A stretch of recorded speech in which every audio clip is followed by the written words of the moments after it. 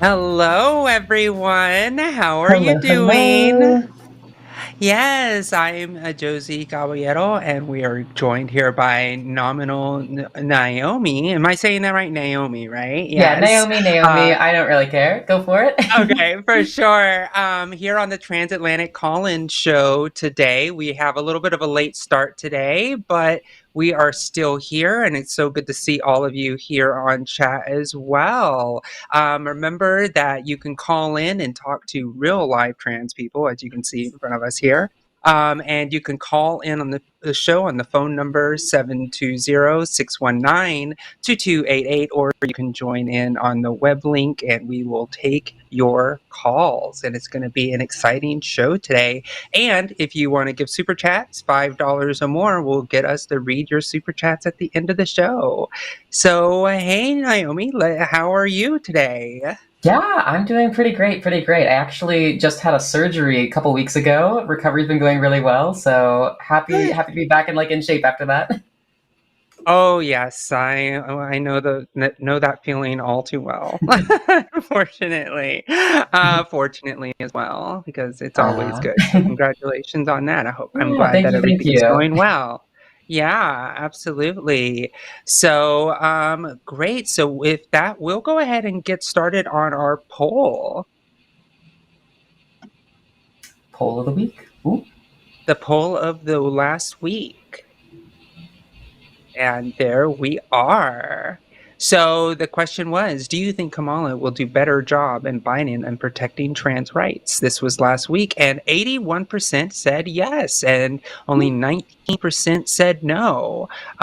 This is good to hear. It's good to see that people are getting confident and getting energized about this election. What are your thoughts? Yeah, I really love to see the energy behind the Kamala campaign. I mean, honestly, Biden has been pretty great on trans rights as far as the president's been concerned. A lot of changes implemented under him have been really awesome, like being able to self-ID on federal IDs like passports, and having this energy going behind Kamala. Like, let's just keep the train running. Absolutely.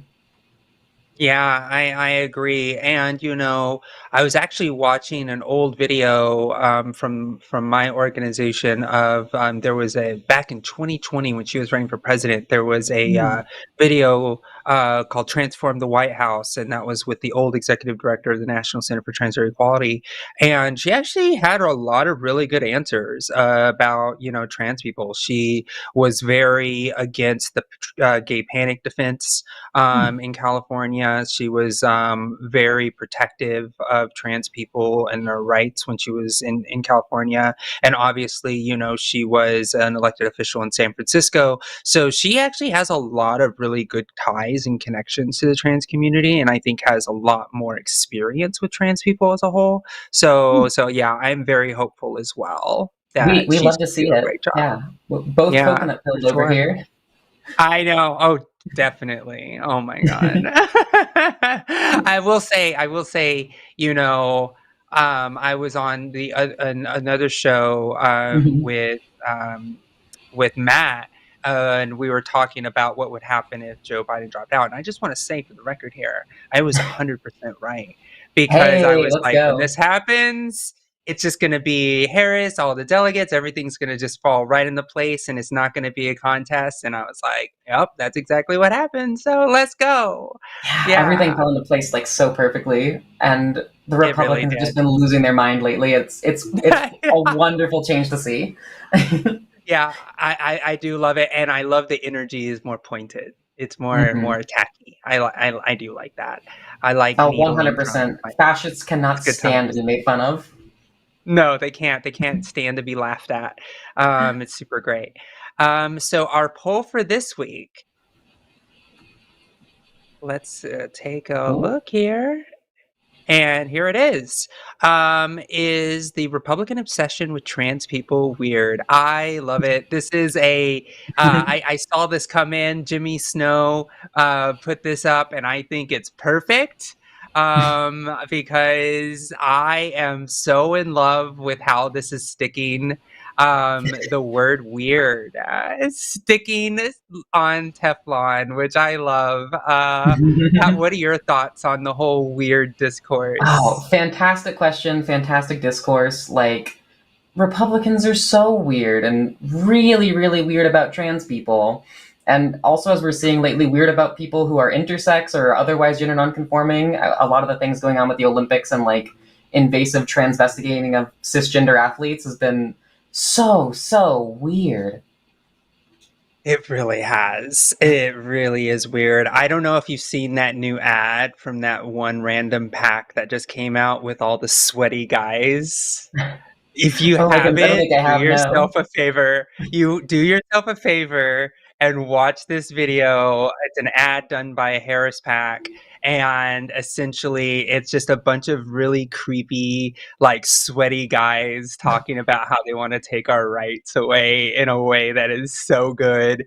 It's like I Oh, feel like every scene they just like doused them with more water just so they look sweatier and sweatier throughout the oh my whole thing. goodness. It's Fantastic. one of my favorites. Fantastic. Yeah, I love I love political ad season because I'm such a political Mhm. nerd, and that one starts everything off really strong. Yeah, like the energy in the game has just completely changed since Biden dropped out, and in the best ways Yeah. possible. Absolutely, absolutely. So make sure all of you, go and vote, and see how this goes, and we'll see the results next week on next week's show on that one. So let's go ahead and get to some calls. Our lines are completely full. This is Ooh, this let's is go. this is super great. We're gonna have a great show today. And if you and if you can't get through, you can always call back, and we always give priority to the calls that may be a little bit more spicy. And yeah, so we're gonna go ahead and give me a moment while I just take a look at this. Okay, let's start off with Andrew from Washington. Believes that transgenderism is a mental illness. So let's start Let's go. out. All How are right. you, Andrew? Let's go. Oh, did I not click Andrew? Oh my gosh, let me click again. No, My Andrew. No, he's there. Hi, How Andrew. y'all I doing? apologize. Hey, howdy. Doing good. Sorry, I didn't That's misclick good. there. I do want to say Yes. first and foremost, coming into this, that I do not come in this with any hate or anything that I do say. If it does sound disrespectful, it is not my intention to be disrespectful. Okay. Thank you for starting off that way. I really appreciate that. So, yeah. So, how do you how what is your thoughts? Let's go ahead and So introduce your discussion point. it's a little bit complicated, but I figure Mhm. we'll get through it as we go. But from my Mhm. understanding, gender dysphoria has been a mental illness for approximately a little over 40 years before it was suddenly dropped as a mental illness back in 2019, I believe.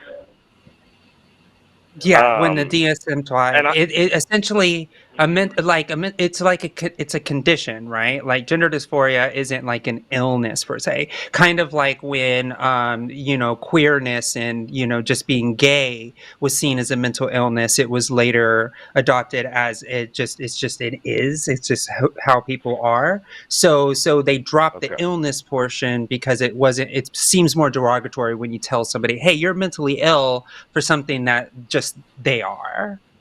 Yeah. right, Like okay. broadly, the DSM has So, kind of been moving to a point where it's like we're trying to understand like the ways that different people are without necessarily right, pathologizing or saying like it's wrong to be this way. Hmm. right. And it's a real pain in the butt trying to figure out what each individual person is like, especially if you do get like mental illness involved. I am somebody that does have a mental illness, and that's part of the reason why I kind of have the belief system that I do on this matter. And I honestly, to make a prediction, I think that the future for transgender individuals is kind of grim if you look at it as it is now. Because right now, as you guys were saying earlier about Joe Biden being a good president for transgender people and transgender rights and all that, and we've really seen kind of an uptick about it these last 4 years. And I'm not really complaining about that. What adults do with their bodies is up to them. You know what I mean? I don't really care about all that. It's when we get involved with children that kind of rubs me a little bit the wrong way. But, you know, I don't fully understand it. So I'm not out there like picketing or nothing like that and saying anything stupid to make myself look stupid because I don't know the science 100%.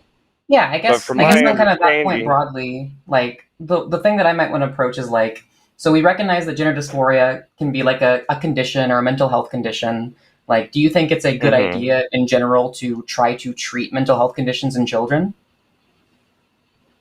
Well, I'd say yes, but when it comes to permanent surgeries and permanent, well, I don't know if the treatment, if the medications that they're given, it actually is permanent. You bring if you up start them on one, if they can go back or I think whatnot. the kind of point I you're think bringing we up should is definitely like, look at the science, though. And I don't believe that they changed it based off of the science, though. If you'll allow me to get a little point in, I think what you're kind of getting at is that, especially when we're dealing with children, we want to like start with any kind of like intervention that's like less invasive, and then kind of work things up from there. Especially because more invasive interventions might be a little bit scary in the case of kids. Yeah, and so that's why, you know, when it comes to like treating gender dysphoria in children, the first step of intervention is just talking to a gender therapist, kind of exploring your gender identity, exploring, you know, what you really want out of like being a person in your life, being transgender. Maybe you even are cisgender. It's actually very common for kids to go to gender therapy and then just find out they're cisgender and not take any kind of treatment. If a medical treatment is prescribed, usually the first line of defense is puberty blockers, which are entirely reversible. You can take them for months to even a couple years, go off of them, and then your body will just restart the puberty process as natural as normal. So I definitely hear your concerns, and this is what the science has done as well. Is they've tried to find these less invasive approaches that are reversible in order to start, you know, young dysphoric kids on those kind of procedures before anything else would be considered, like maybe surgery when they're an adult, for example. Now, as I was saying before, though, I do think that it does kind of look, the future does look a little grim for transgender individuals, which is deeply saddening, because with the transgender community, there are already high suicide rates. And if suddenly the country were to turn their back on transgenders, I would imagine that those rates would go higher for a little while. Well, Andrew, what I mean, what you're highlighting is absolutely right, and what I want to emphasize and where you're heading is the reason that our ideation is much higher as a population is because of the bigotry, right? The people not accepting trans people, society, right? Yeah. Exactly, right. exactly. No, I got you. Right. Yeah. Now, basically, like, my understanding about transgenderism is it's very strong and very intense feelings and thoughts that the individual is the gender opposite of what they were assigned, or I don't know enough about the non-binary and all that to get into that. But basically, like, that's the gist of it, right? I mean, that is essentially what makes a person trans, right? Somebody who doesn't identify with the gender that they were assigned at birth, and that includes non-binary people for the most part. Okay, so that's where it gets me a little screwed up. And again, like I said before, I do have a mental illness, and it's the logic that we're using with transgenders, that if it was used for my mental illness, it would just be really crazy. So do you want to elaborate on that a little bit? Yes. I have post-traumatic stress disorder. I'm an Iraq war veteran. I had 2 tours of duty to Iraq. I have very intense thoughts and feelings about wanting to kill myself. I've had it for about 20 years now, every single day for 20 years now. I'm in a good spot. Like, I'm so stubborn in my belief system. Like, it got to the point, like, before I stopped believing in God, I used to think, well, God must want me to kill myself, otherwise he wouldn't put these thoughts in my head. But now I don't even believe in God, so that don't even matter. But I could always push those thoughts out because number one, I'm a mama's boy. I was born on my mom's 24th birthday. We're really close, and I would always say, I can't leave my mom like that. I can't go before her and put her through that pain. Mm-hmm. And then now, I met a lovely woman. She became my wife. We have 3 kids together. And now, it's my kids. I can never leave them behind. They need me. I have a duty to them. So, those thoughts about suicide are no big deal. However, my thought about it when it comes to this transgender issue is if we're saying that transgender, very intense thoughts and beliefs that they're in the other gender is now a reality, then if we use that logic, it would be like saying that I should kill myself and that everybody should cheer me for doing it because those thoughts are my reality. And you understand what I'm saying? I know it sounds hear grim. I don't mean to. I hear what you're saying, and and these topics are hard, right? These topics are hard. Right. I served in the Navy. I also have to struggle with my own. Thank you for your service. PTSD. And thank you for yours. And so, as a transgender veteran, right, for myself, I have to deal with all of the layers of all of those emotions that kind of sandwich on top of each other. And I served during Don't Ask Tell, and it sounds like you did as well. And it was definitely, and it was definitely difficult. And so I will say this, right? And it's hard. One thing that's always good, and I hear your care for not wanting trans people to be in danger because you have that own relationship with your own ideation that comes from a different place as well. And one of the things that I think is helpful is, because sometimes it's really easy to look at the world and be like, oh my gosh, the world is against trans people. This is awful. We need to make sure that we protect trans people from not being ostracized in society because that would put them in a very untenable situation and increase ideation across our community, which is exactly the truth, right? So this is one of those things, and this is why I'm happy that you're calling to get more educated on this stuff and actually talking these things through, is because in Washington State, particular Washington State, there's a high level of population of trans people. And when you run into a trans person in your life and you accept them, I will tell you this as a statistic that we have been able to find through studies. Knowing one person in your life that is accepting of your gender identity, if you're a trans person, will drop your suicidal ideation to no higher than a cis person. We know that for a fact, right? It's the most intense when nobody in your life accepts you, right? But you can be that person, right? You can be that person in somebody's life that's like, no, I know Andrew. Andrew knows that I'm here. Andrew knows that I'm this trans person that exists, and that is essentially saving a life, right? And so when you talk about trans people and trying to get educated on this stuff and understanding about society, and that's why I think it's important to go back to that trans kid situation, because in trans kids it's even higher, right? Ideation points, right? We know that in it for a fact. So what we have to do is what Naomi said in the beginning, is about trusting the science, the doctors, right? There is an entire process that is medical standards that shows that if you're insistent, consistent, and persistent with gender dysphoria, you will start receiving that healthcare and that treatment.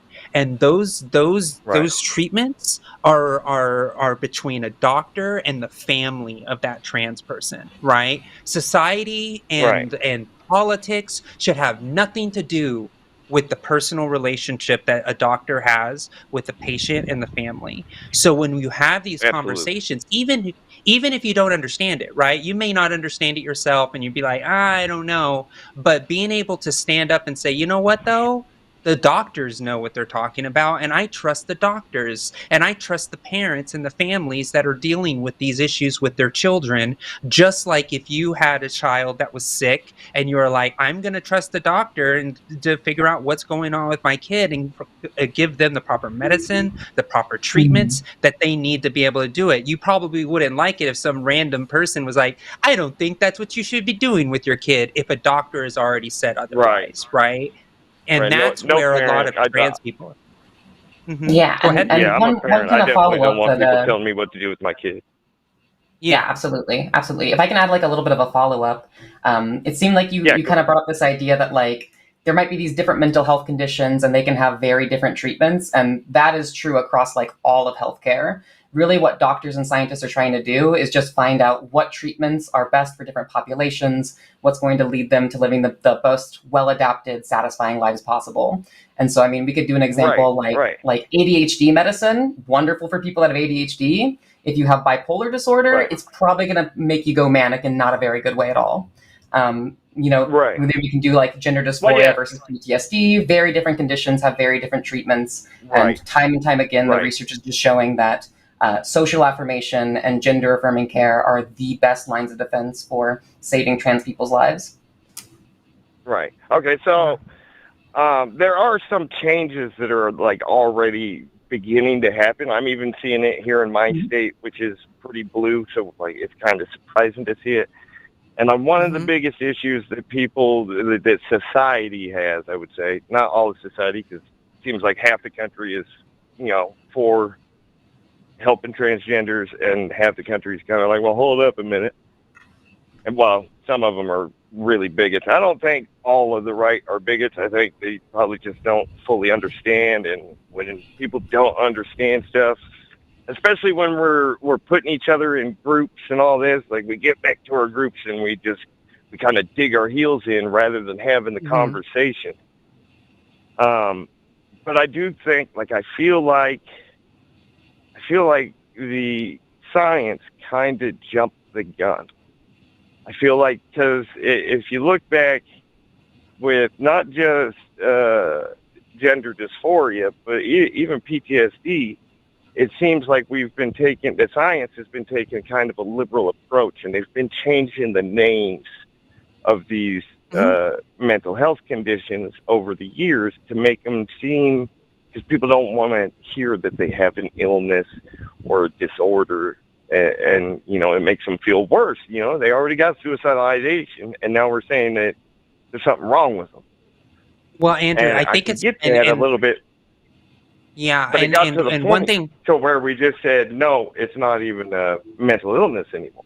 You know what happens when it's no longer mental illness? Don't you kind of lose the treatment for it at the same time? So obviously not for the treatment. So Andrew, let me cut in here. There's two things. First, don't use transgender as a noun. So you've said transgenders. It should be trans people, right? Transgender people.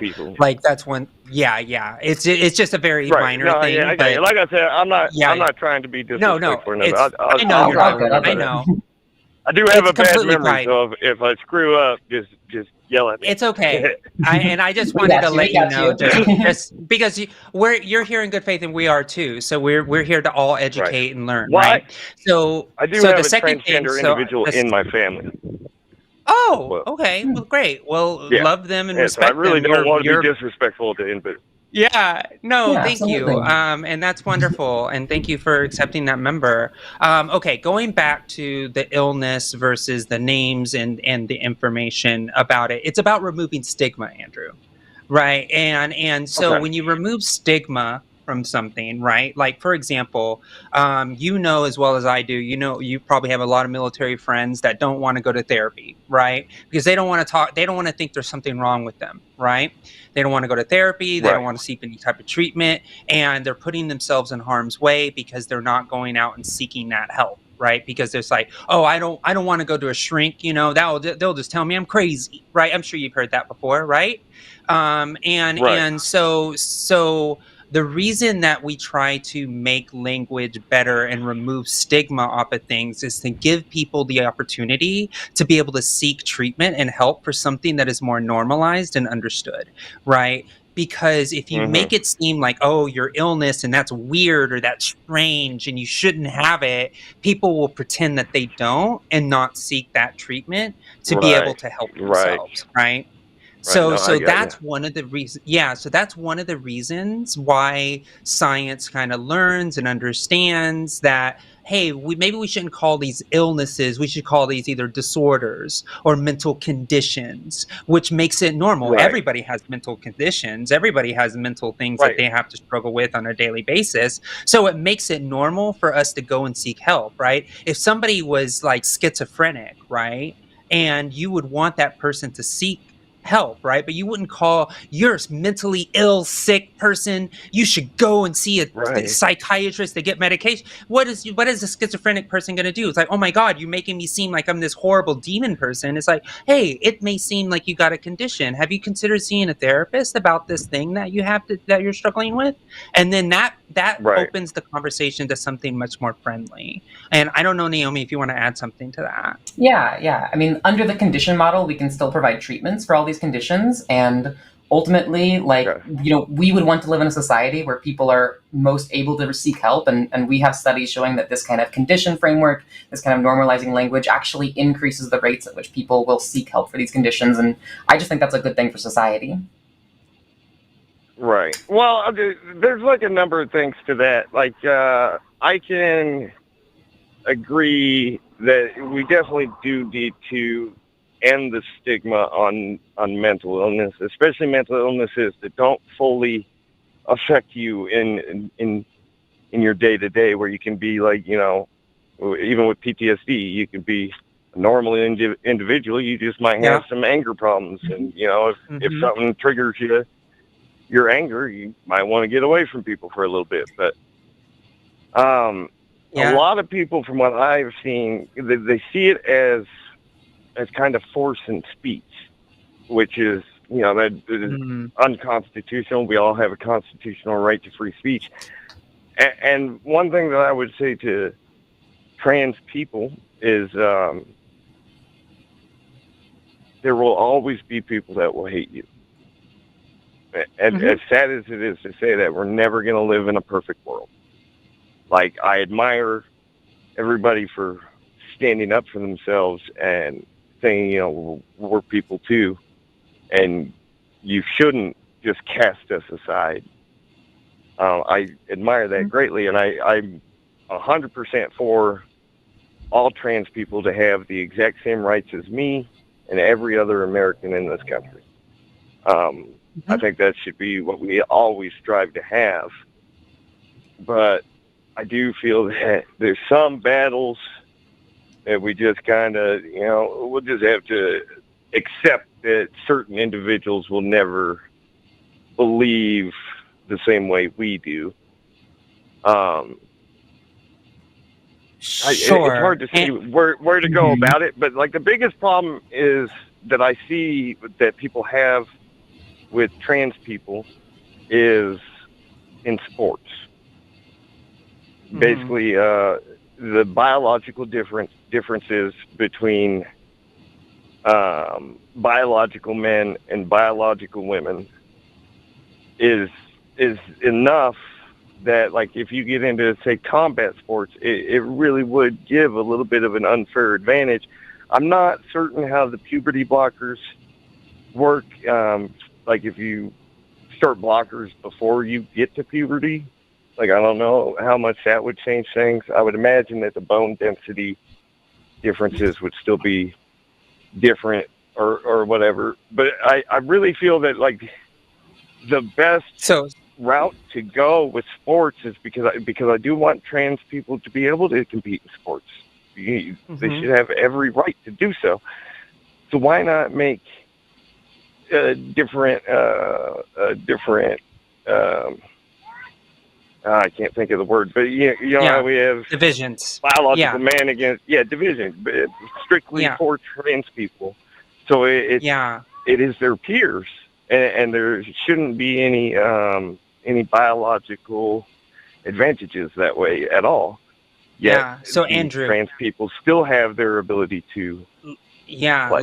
let me cut in here, and then I will let Naomi answer the sports question. I'm going to Mhm. answer the language question because there was two questions nested in there. Mhm. One was about the language, and then you moved on to sports. So I will go into the language part. So one thing that is also, I think, a misconception is that trans people are these fragile beings that if you misgender them, they fall into a puddle and just die, right? And that is not the case, right? When we have these conversations, right, we want people to respect who we are, just like your name is Andrew, right? And if you were to say, no, my name is Bob tomorrow, oh, if you were to say my name's Bob tomorrow, I'm pretty sure people would be like, all right, Bob, whatever, right? And so for Right, a lot of trans people, it's about respecting who we are, right? And I think that's where it comes down right, to.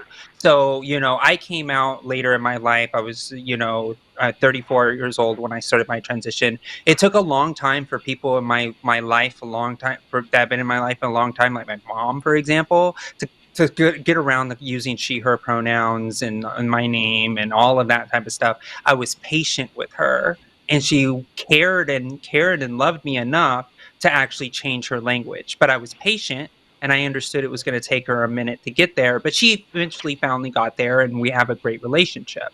Now, one of the things that I think a lot of people do that what irk me as a trans person is people who refuse to use my pronouns because they don't think that they're correct, right? which is right, which is now gone into the range of harassment, right? So if you were to say to somebody, no, I'm Andrew, I'm this guy, and this person just kept on like saying, no, you're Jim, and you and I'm never going to use he because you're not a man, and like all of that type of stuff, right? You would be like, hey, right, why are you so mad at me, right? Like, chill out, man, right, right? And right, it's the same type of situation for trans people. They deal with this a lot, where there are mean spirited people who are intentionally trying to misgender us, not use our names properly, and disrespect us to such a level that makes it harassment, right?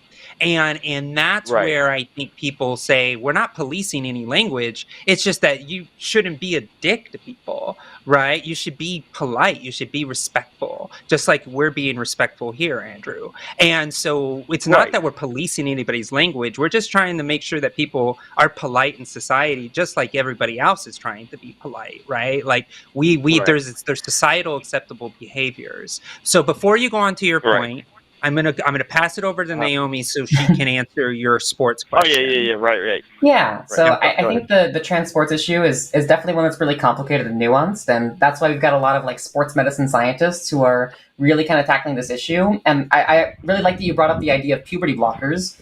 This is actually like a really promising future direction, because if we kind of think about like what creates these biological differences between men and women on average, it's due to hormones. Like we talk about, like going under a testosterone dominant puberty is going to really change your body, help you build up muscle, all these kind of things. Meanwhile, if we were to take, say, like a trans woman who goes on puberty blockers such that she never goes through a male puberty, she would have never had an opportunity to get any of those kind of advantages. And so, Right, especially like in the longer term future, like puberty blockers and hormones being able to be given to trans youth, like so they can actually go through the puberty they want to go through, will also eliminate any potential biological advantages, which is really, really cool. And then in cases where somebody might have transitioned later in life, there's going to be a lot more kind of nuance going on here. And that's why sports medicine scientists are doing some really careful analysis comparing, like, okay, say a trans woman has been suppressing her testosterone for 3 years. How would she compare to, say, a cis woman, someone who was a born female, still identifies as a woman? How would she compare in performance to this woman? Say if she had like a naturally elevated testosterone level. I know this is becoming another recent discourse we've seen kind of in the Olympics. There were a couple of cisgender female athletes that were born with naturally higher testosterone levels, and people are calling them men and saying that they shouldn't be allowed to compete. And ultimately, the Olympics has come up with well, rules.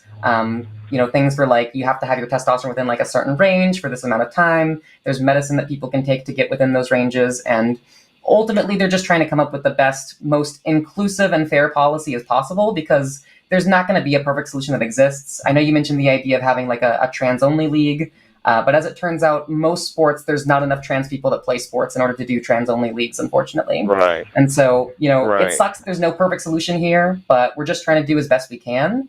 And, Right. really, I trust the sports medicine scientists, especially those working at really big organizations like the Olympics Committee, to be able to make these decisions as best as possible. And it seems they're doing a really good job. I mean, we can also just look at historically, like there hasn't been any instances of like a trans person who has competed in a cross-sex league and then won a medal in the Olympics. That's never happened yet. So it seems that there's not really any issues, especially at these really high levels where they've really got a lot of like sports medicine scientists coming up with clever, nuanced, crafted policies. Yeah, and the leagues are the ones taking care of it. But Andrew, we have been on a call for a while now. So we should be wrapping up. So we do got full phone lines. Is there any last things you want to say? Go ahead. Just on the sports issue, the reason why I brought up the sports issue is even in my state of Washington, which is pretty blue, my town just came out and they banned transgender athletes from performing in the sport in the category of their identity. So now it's back to biological sex. Is that a high school? Is that like a high school thing? Oh no, this was an elementary. Well, no. It was the entire school board for the entire city. So it's all through. That's so sad. K through 12, yes.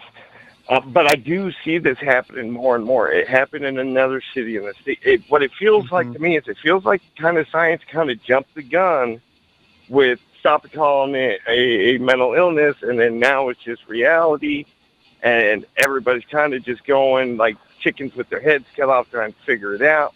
That's why I say let's create their own divisions for now. Let science catch up. If we prove that the blockers can make them no different than the other sex, and let them go ahead and we'll go back to what it was.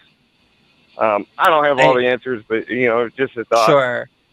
Y'all gotta go. Yes, absolutely. And call back again. I will say this, though, just on that very final point, is that we haven't seen a domination of transports at all. No one's jumping any guns. In fact, I would say that the guns that are being jumped are the ones of the people putting these laws into place before there's ever an issue. And it's really sad because, when they pass these blanket bans, especially in K through 12, is that these are affecting maybe a handful of kids, if that, and there is no competitive level of sports that is happening where people can be in any type of danger. And so we're working about inclusivity, right? Because if you were to put a sports league that is only trans in K through 12, then those kids again wouldn't be able to play soccer, right? Because there wouldn't be enough of them, right? They wouldn't be able to play basketball. So it basically does the same thing of excluding trans people from sports because there wouldn't be a sports team that could hold that many trans people as well. And so we've seen that there is no societal need for it, and a lot of times, and I actually work in policy. A lot of times in politics, the only times that they do these things is trying to win political points, right? Where there's an extremist side of a wing that says, I'm going to get a win and I'm going to target a class that doesn't have a lot of protection, and then say they're the problem so they can say I did this one thing to score points with extremist portions of the base. And so that's what we see more often than science moving too quickly. And I think that Naomi and I could probably think that science moves too slowly a lot of times. Absolutely. Right. Yeah. So, but Andrew, thank you so much for the call. Oftentimes it's the public is trying to catch up to where the science is at. I know you mentioned you didn't really know a lot about the subject. A lot of people, like we said, jumping the gun on this, they just have no clue about what the state of the science of sports medicine science, of athletic performance and hormones. We've done a lot of research on this subject. People just don't know about it, and they kind of jump to biases and not really looking into it. But I really appreciate the call. Appreciate the opportunity to talk through this. And you were great to speak to. Thank you. Yeah. Thank you, Andrew. thank y'all. Just real quick, I want to say I know I can't see y'all, so I don't know what gender, what pronouns y'all use. I believe both of you use female. I know I said you guys a couple of times. That was just no, that's speech. fine. I know So, you're on the all West good. Coast. But I get it. also, as far as stigma, I'm with y'all on trying to end stigmas on mental illness. I try and be honest about mine as much as possible, and it usually turns everybody away. But yeah, thank you for normalizing it. Yeah, for sure. Absolutely. Please do. All right. I just want everybody to have equal rights. I agree. Yeah, absolutely. Bye. Bye. All right. That was a good call. Yeah, that was not what I was expecting, but I enjoyed that. Yeah, learning in like good faith calls like that is a really good way to move people in the middle, because it is a real time like, hey, I just want people to be equal. It's it's a perfect example of what it looks like to have conversations from shared values, right? When you start with shared values, conversations, even if they could be a little bit in disagreement at the beginning, will always, in my opinion, land in a good place. So yeah, thank you again, Andrew, for calling, for sure. Great. So let's go with William's been on hold for a while. We'll go ahead and start with William. They them from Arizona? Where are you at? Yeah. Arkansas. No, AZ is Arizona. No, that's AZ. Wow. I've had a long work day. Hey, William, how are you? It's okay. Howdy. I'm doing well. How are you two? Doing pretty great. Yeah. What do you like to talk to us today about? Well, so I've been personally kind of exploring the idea of gender euphoria versus gender dysphoria, and like if I'm experiencing dysphoria or if I'm experiencing gender euphoria, because basically the best way is I have a penis and I don't want it, but it's not causing me like mental distress that it's there. It's just go away. Yeah. And I'd rather have a vagina. But it's not like go away. It's not like go away. It's just Yeah. I do feel more apathetic towards it, I guess, is the best way to describe it. Yeah. Yeah. I'd rather have a vagina, but I can't afford that. So yeah, I get that. I was just wondering, how do you know what is dysphoria versus what is not? Because I understand what euphoria is as far as this goes, but I know what euphoria is here, but like it's very odd on at what point is it distress? You know? Yeah. Naomi, you want to tackle this one first? Yeah. Well, I think broadly, like the biggest thing I can say is that dysphoria, euphoria for anything gender related is going to exist on a pretty broad spectrum. I mean, you can have like, I know that the typical media representation of like trans people and gender dysphoria is like intense hatred, disgust, like I just can't stand having this thing on me. And that's kind of like the extreme end of the dysphoria spectrum. Meanwhile, there's a lot of more dysphoria, which is like, I just don't really like this. I wish this wasn't here. I would rather not have this. And so more mild dysphoria is also a type of dysphoria.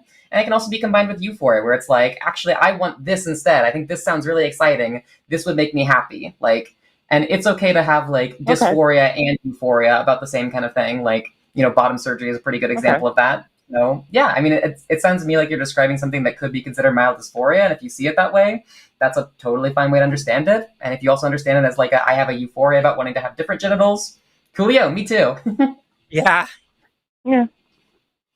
Yeah, that's about right. Why they gotta be so expensive, though? I know, right? I know, right? Yeah, yeah.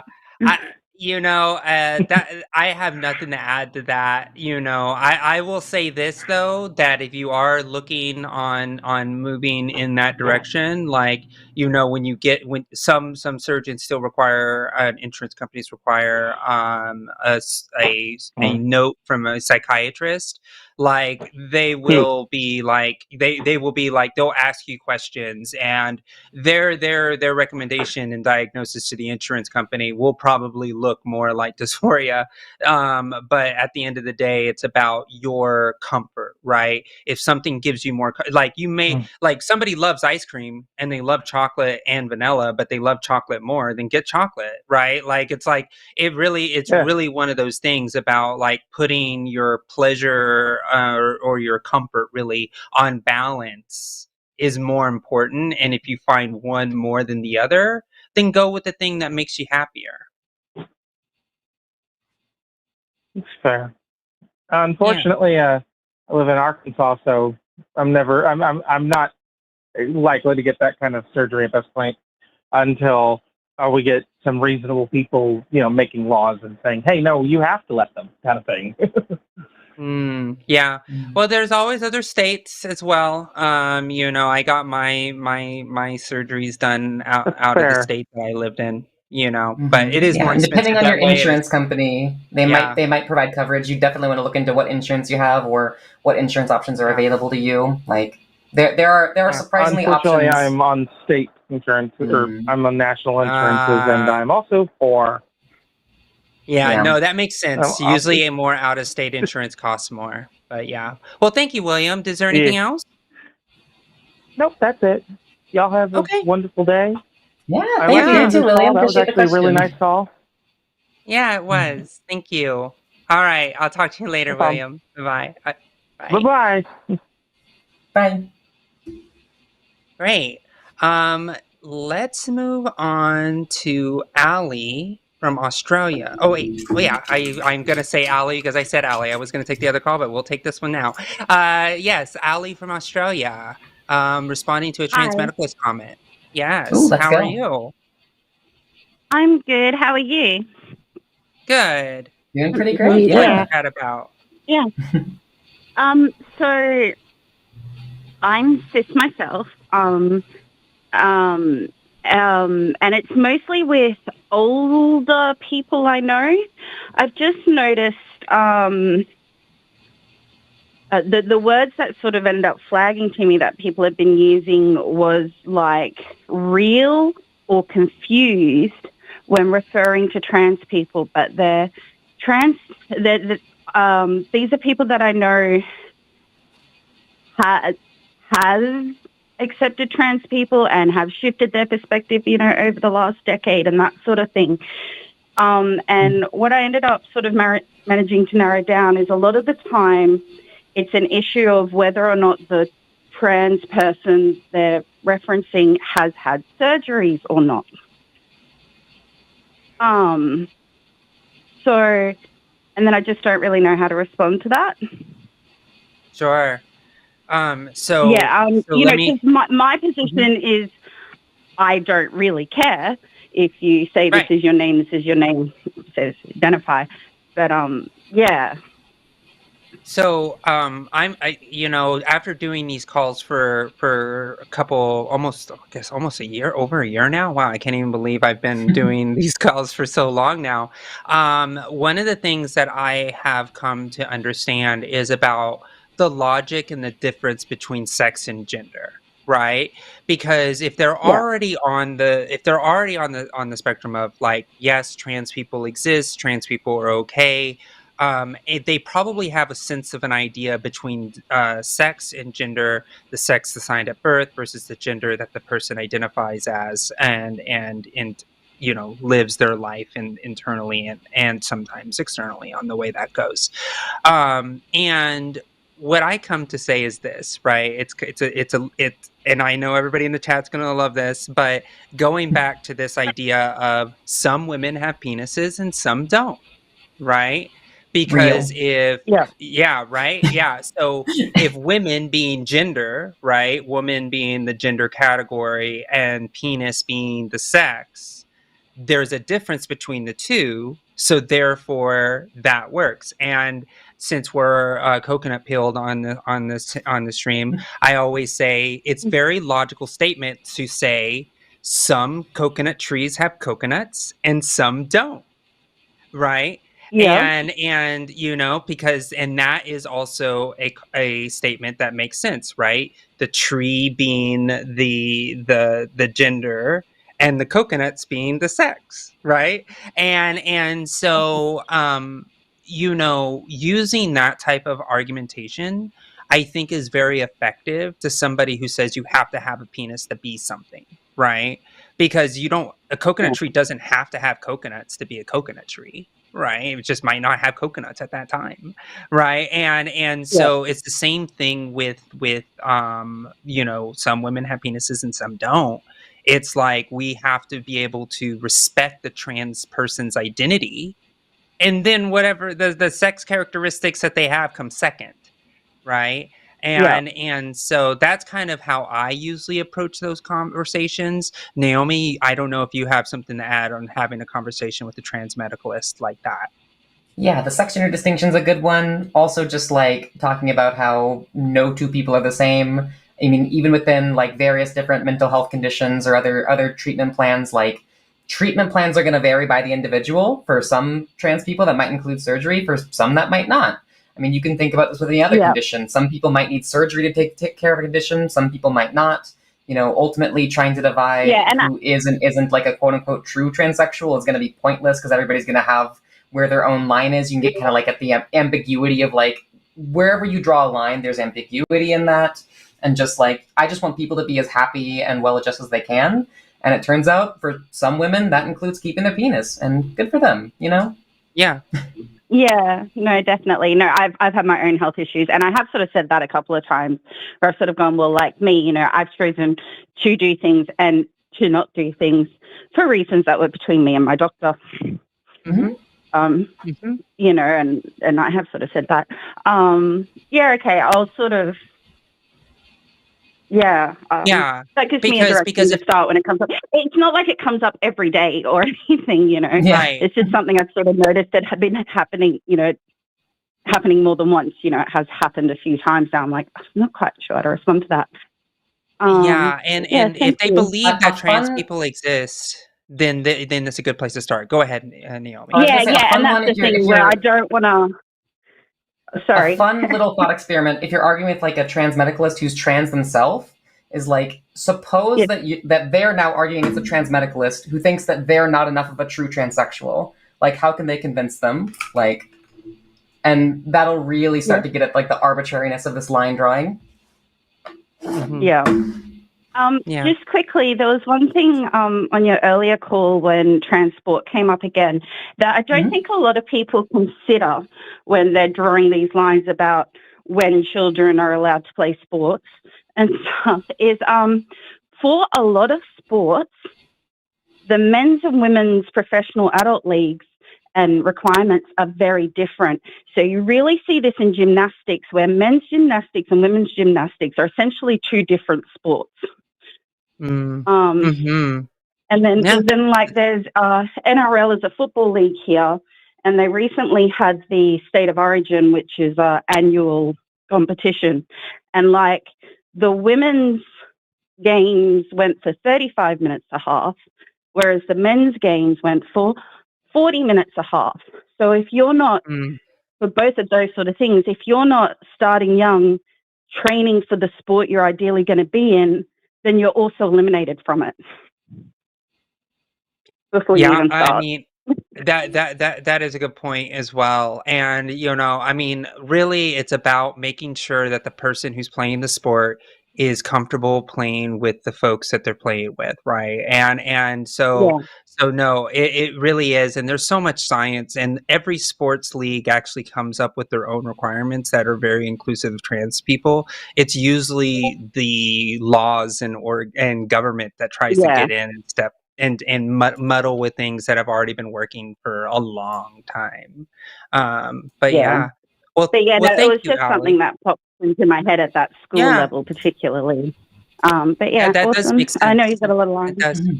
Yeah, absolutely. Thank you so much, Allie. You have a wonderful day. Thank Bye. you. Bye. Okay, thank you. Bye. All right, we're gonna go back to Australia here. For Matt, who asked the age-old question, what is the point of gender? Hey Matt, how are you? Hey, yeah, good. Howdy. Good.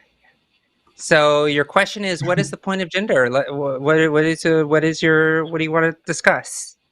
Well, I mean, well, I've been thinking about this, and like, it does dividing people by genitals does two things. It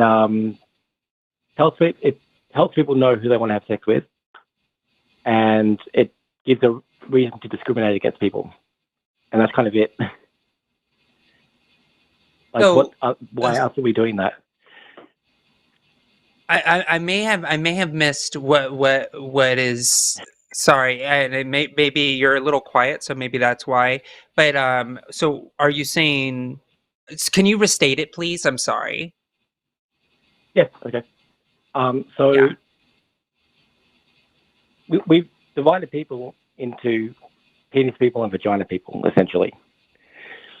Mm-hmm. Okay, and the effect of that. I can't hear you. Looks like you're talking. Yeah. No, sorry, I'm not. I'm just making faces. Sorry about that. It's easier. Sometimes it's better to turn off the screen because there's a delay. Okay, I'll ignore that. Yes. Yeah, so we've done this, and the only two effects that I can see is one is it helps people know who they want to have sex with, and two, it's a way to discriminate against the people. Like, what's the positive of this? Unless you want to have sex with someone, you don't need to know what's in their pants. But we've made it like an announcement to everybody. This is what I've got. Oh, I see. So you're saying, why are people basing their lives on sex versus gender? Because first, the idea is, and I'll let you jump in here in a second, Naomi. But we have gender and we have sex, right? Sex is, what you're assigned at birth with penis, vagina, whatever, phenotype, whatever, secondary sex characteristics, all those body stuff, right? And then you have the gender, which is something different, is how we identify. Yeah, I mean, like, what's the difference between a feminine male and a female, or a masculine female and a male? Yeah, Naomi, you want to jump in, or you want me to keep going? I think maybe that kind of starts to get at like the difference between sex and gender, where we think of like sex more as a collection of biological characteristics, like penis, vagina, estrogen, testosterone, reproduction, all those kind of things. Meanwhile, gender is more of a social system, which defines like this is what men and women should and shouldn't do, how they should behave, how they should dress, how they should act. And then we can move from the social level to like the psychological level, where people would identify with some or all of these norms and kind of like ascribe themselves to any of these roles based off of just their own personal preference or like aspiration. Is the question kind of just like getting at like how are sex and gender different, or is it more like what's the like societal origins of gender? Like how did gender come to be as a thing different than sex? No, what's the positive benefit of having genders? Yeah, so essentially your question was, what's the difference between a feminine male and a woman or a trans woman, right? Like that was one of the things that you asked. Yeah, okay. So the benefit is essentially a feminine male is identifying, or a feminine man, right, is identifying as a man, and a trans woman is identifying as a woman. The benefit of that is that gender and sex are two different things, right? And I know that. It makes things much more understandable in the way that we communicate with each other, because language is weird, and and language are descriptors, right? So when we're able to say, okay, this person is a woman, in society, we kind of already have like this category that we have set for women in society, good or bad, right? But it exists, right? And that would mean, okay, this person's a woman, so we know in society what a woman is in our mind's eye, and then that's how we kind of categorize, okay, this person versus someone who is a man or someone who's a gay man or someone who's a gay woman. Like, all of those things are all categorically different in the way that society kind of puts people's into buckets, right? So that is the benefit, right? And go ahead. I guess the question is, why do we have the buckets? Well, we have the buckets because there's a difference between sex and gender, right? So if I were to tell you, Matt, it's like, you know, do you have sex with somebody or do you have gender with somebody, right? Those, like, you would say you have sex with somebody, right? You can't have gender with somebody. That doesn't make sense, right? So that shows the difference of why that shows that it's like a descriptive example of why we need two different words, because those two different words mean something completely different. And it's kind of like saying, why do we have the colors why do we have light blue and blue? Why do we have dark blue and blue? Like, it's because it's more descriptive, right? It's like if you were to like describe a painting to somebody and you'd be like, oh, it's a canvas with paint on it. And it's like, well, wouldn't you want more description than that? Wouldn't you want to be, oh, it's a canvas with the painted person on it with dark, you know, paint with hair, and there's a palm tree in the background and all of that, right? Description and being more detailed is just something that is, I think, better in language and better describing what a person's lived experience is. Does that make sense? It's like saying, why do you have delineations of descriptor words, in my opinion, when you say that? Does that make sense? Maybe Naomi can explain it better. No. Yeah, I guess, it doesn't make sense. The question more like why did we come up with gender in the first place? Yeah. Well, I thought of something while you're talking. Women can now, they used to have to wear dresses. Now they can wear pants. They can wear whatever they want. Men have to wear pants, or, you know what I mean. Society decided that they have to wear pants. They can't wear a dress. Well, I mean, men can wear dresses. It's just not as societally acceptable. Yeah, these are the rules that society has made up. Yeah, of course. Yes, it's all social construction. Okay, but why? I guess. Like, what would it be? Now we're getting into the philosophy of social construction. Why do people make these rules? Well, I mean, coming back to gender though, why? If it's acceptable for a woman to wear a dress, so it would be acceptable for a trans woman to wear a dress, but not for a cis male to wear a dress. And if they're a drag queen. Oh, yeah, okay, possibly, yeah. It just seems very arbitrary. Yes, but I get what you're saying. Many gender rules are entirely arbitrary. Absolutely. Yeah. It is arbitrary. Yeah. Like, you know, I think a lot of trans people, gender abolitionists, would all agree with you of saying, yeah, all this is complete bullshit. Who made up all these rules? Why can't, a man go and, raise a child in the home and be in the kitchen and do like nursing and all of that type of stuff when men do that all the time? That does exist. Yeah. That is happening in society. I think we could agree with the absurdum of it, but go on. Yeah, I think if we got rid of all these things that you can do this and you can't do that based on your body or what body you were born with, you know what I mean? Then male and female wouldn't mean anything, or man and woman wouldn't mean anything. Well, they do in our society. Like, so I think, like in an ideal world, if tomorrow we were to do a mind wipe of all humans on the planet and the social construction of gender and all the things that are associated with gender disappeared, then yeah, it wouldn't matter because people would just be doing everything that they're doing now, except they'd be doing it more freely without the constriction of gender and social construction. The problem is we don't live in that world, right?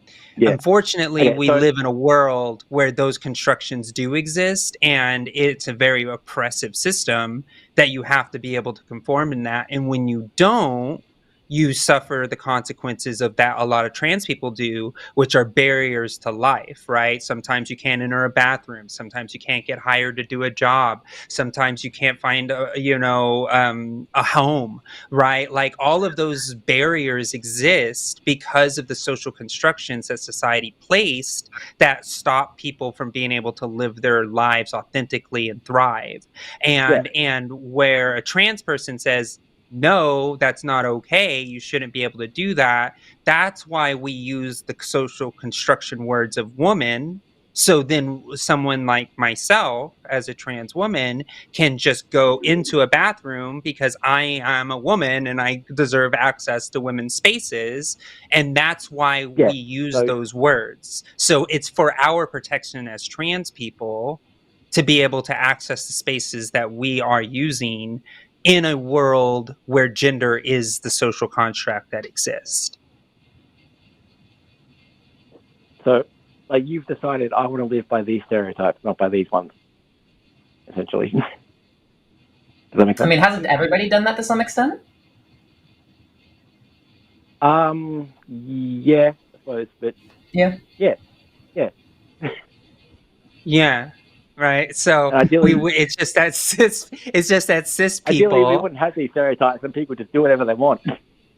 Hey, I agree. Like, yes, gender abolition, let's go. But unfortunately, we don't live in that society, right? That's and cis people, yeah, exactly. And cis people who are, assigned the sex of birth and align with that, with their gender, also are born into a system that is rigidly set in front of them, right? It just happens to be that cis people don't have gender dysphoria. Yeah, because they don't have gender dysphoria. They're not trans, right? And trans people have to deal with that to try to get out. They have to break out. They have to come out. They have to do this entire song and dance, at least a lot of us do, to be able to say to the world, I'm a woman. Look at me. I'm doing all of these things. You have to believe me, right? And a lot of us have distress. And that's a lot of the root to our gender dysphoria, is because if we don't do these things sometimes, we won't be accepted the way we are in society. Mm-hmm. Yeah. And it's an unfortunate... Sounds like you're saying there is no positive reason to divide people the way that we do. And by doing it, it's worse for you. Well... Like, what's the positive of... Does that make sense? The positive is that I get to live as the woman that I am, right? The positive for me is that I get to go into the world as a trans woman and don't get harassed as a man. Yeah, I'm all for that. But if gender didn't exist, that wasn't a concept, then you could do that anyway. I could do that anyway, and I'd probably look fairly similar because I love my soft skin and I love my boobs. I love my body now. Like, I did all that because that's what I want, right? It's my body. It's what I feel more comfortable being. But like, maybe I wouldn't wear makeup or shave my legs as often. I don't know. Like, I don't know because social constructions haven't told me, right? Like, I don't know. Maybe I wouldn't shave my legs, but I do love smooth legs, so maybe I would. I there's no way of telling because it's a hypothetical world. I don't know. Yeah, it can be really hard to tell sometimes. I think that people that are a little bit less on the like gender abolitionist camp might cite things like identity and community, like finding kind of like group expression or like group identity can be a way to bring people together. Like we could examine like other like social constructed identities, like say being a goth under like a similar lens. Like, yeah, I guess we wouldn't have to have the word goth exist, and like there would still be people that would, want to like dress in black and wear fishnets and things like that. But like having this kind of word, having this kind of identity can bring them together for community. But that would be like the more positive framing, although you're also right, there's all these other negatives that are associated with it. And then kind of like there can be like more soft or more hard forms of gender abolition where someone's like, well, maybe what if we just get rid of all of like the expectations of gender, but we can still have this as like a social identifier. Meanwhile, more extreme gender abolition would be like, well, we don't even need the social identifiers. We can just all be humans and let's just see what happens. Yeah. Yeah. Does that make sense now, Matt? Does that clarify it on why the point of gender? Because the point for gender right now is so people can live the identities that they have. The point is that for me, at least. Yeah. Yeah. Okay. All right. Okay. So I get you. Yeah. Okay. Yeah. I think I get it. Yeah. The question, but I get it. Yeah. Exactly. Yeah. So well, thank you so much. And if something comes up, you can always call in later. I have another question. Oh, well, shoot, real quick. Go ahead. Yeah, sorry. With all this, like, should I be using they them? I don't know. Like, is that okay? Because I have no attachment to male, but then I also don't have any other thing that I want to be. Do you want to be a they them? Sorry, you first talked to me. Oh, yeah. I think Josie said for you. Like, I guess my question would be like, do you want to be a they them? I don't know. Like, I don't know. Okay, I mean, it's only up for you to decide. Ultimately, like, if you want to be a they them, you can be a they them. You do you. Exactly. And I'll tell you this. I'm going to tell you something that might blow your mind, Matt. I'm going to blow your mind because it blew mine. Most cis people don't ask that question. So just take that one with you and be like, why do I not? Yeah, go ahead. My theory is that everybody's trans. It's just that, like, most people are at one extreme end of the spectrum. Yeah. That is a way to think about it. That is a way to think about it. But I will tell you that there's a lot more cis people than people who are not. That is a statistical thing. So to not be cis is actually not the like majority, right? Right. So like so if you were born, assigned male at birth, and the he him pronouns don't feel right to you, I would definitely experiment with they them to see if it makes you feel better, right? Have a close friend or somebody that use those pronouns around you and just see how it feels. I always say try it on, right? Because for me, pronouns are kind of like it's like language in a way of descriptor and not a like internal feeling, right? I think that like for me, she her is kind of like me expressing my gender identity. And so being able to say like a pronoun is a way of you expressing a gender identity. And so that's why I always say try it on, because pronouns are not identity. Pronouns are expression. And you may like that expression. I also always like to say, like, you can think of pronouns kind of like nicknames. Like, if you want to try going by a nickname, you can try it out. You can see how it feels. Maybe you really resonate with that nickname. Maybe you don't. You can always be like, you know what? I think I tried going by this nickname with maybe a close friend or two for a little bit. Wasn't for me. You guys can go back to calling me this. Coolio? Yeah. Hi. Hello. Yeah. I think that's a very important question, Matt, and I think I know where the root of your question is coming from now. Like from the original call. Of course, like if you don't feel rooted, connected to the binary gender, like of course it's hard for you to understand why somebody would be a binary gender, right? Because that experience may be foreign to you. Yeah, like I feel weird because like as I understand it, it's an emotional thing. You know what you are. Whereas I came to this intellectually by thinking about it more and more, thinking this doesn't make any sense. Why are we doing this? It's not like I am something else. It's just that why have I got a label at all? Exactly. And I think this is a really, really good exercise for you to just try it on. See how it goes. And give us an update. Tell us how it is. Yeah, you can call back anytime. Okay. Absolutely. Yeah. Okay. Awesome. Have a great night. All right. Thank you. Bye-bye. Thank you. Bye. Oh, I love that. That was fun. That was fun. Yeah. That was great. You know, that happens a lot here on the show. I don't know if you've been on a show when that's happened, where somebody like clicks and it's like, oh wait, all that resonates so much more than anything. I'm like, yeah, right. We've had somebody be like, well, you know, I've been painting my nails, and then all of a sudden they come back on the show later and they are them. You know, it's not a coincidence that people who are very deeply introspective about gender are kind of drawn to these shows and things of the like. Oh yeah, I mean, come on. You know, you were doing the same thing. Absolutely. Yeah. Great. So, all right, we still have a lot of callers on the line, so we'll just go ahead and keep going through them.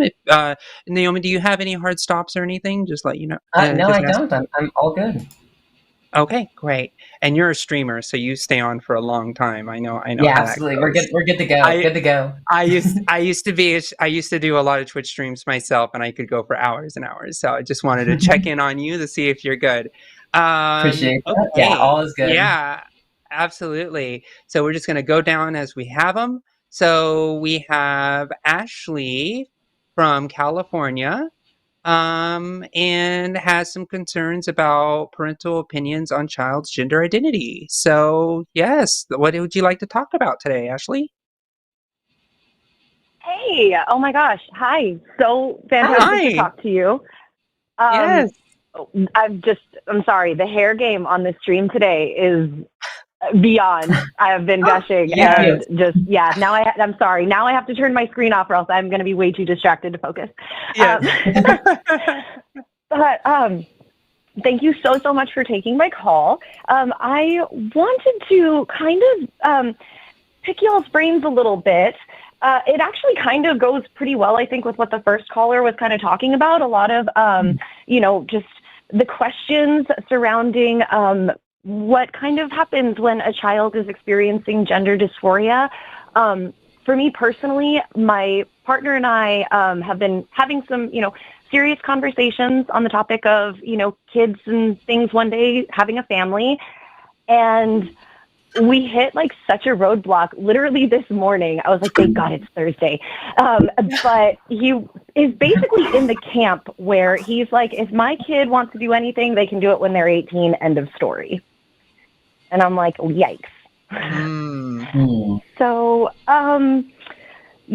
I just, I've heard a lot of great things on the show and other shows on the line about the science behind it and everything. Of course, I'm much more like, let's go with the evidence. Let's have this conversation. Let's, be open to all possibilities. And I just don't know how to meet with that kind of stubborn, they can do what they want when they're 18, but under my roof and while I'm, legally responsible for them, they're not going to make any, actually, I think the first caller said this too, make any permanent changes to their body. And he's really stuck on that. Yeah, well, I could start with a little simple thought experiment. Vaccinations against child illnesses will create permanent changes in the body that protect you from disease. Like, we routinely do vaccines which will permanently change the bodies of children to make them more resistant to life-threatening diseases. Is this a good thing? Mm-hmm.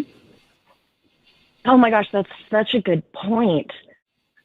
Mm-hmm. That's a really good one. I think I've seen on a previous episode somebody was mentioning there was some debate about like allowing any surgeries for children because they can't consent legally because of all these different reasons. And even when I throw arguments like that at him, he always seems to have something to come back at me with. And I'm like, I know that I feel like you're wrong, but I don't know how to articulate it. Like, for example, he brought up a point today where he tried to make an equivalency to vaping, basically saying that when it first came out, everybody thought it was all good. And then the science caught up, which again, I was laughing when the first caller kind of made this. I was like, oh no, I'm getting flashbacks. But, that the science is now coming out about how dangerous it is. And he's like, well, what if that happens X number of years down the road? And I don't know. I don't want to babble or take up too much time. I was just really hoping for any insights on how to. These are really good questions. And, one of the things here is like, one of the things about the science stuff, right? Like, this, where puberty blockers come from, right? You know why they even exist. Do you know the origins? Just curious. I have honestly, I'm ashamed to say no more than kind of like a headline, Good. Fine. Maybe. Sure. Yeah. So the reason puberty blockers exist, I believe they were studied back in the 70s, and maybe the 80s. I'm not sure, but they were being used, at least in clinical trials, I think back in the 70s, because children go through precocious puberty.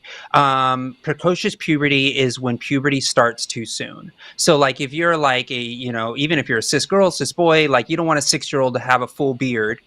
Right, you don't want a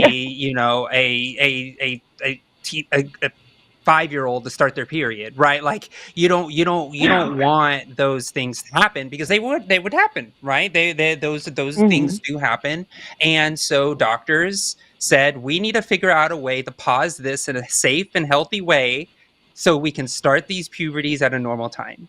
So puberty blockers started to treat cis kids when they started puberty too soon, and then as soon as they were of age, that would be a healthy time to start their puberty. They take them off their puberty blockers, and boom, they started puberty at the same time as their peers, and then they grew up to live happy, healthy lives, have children, grow up, and they're already. I think there's some that are now.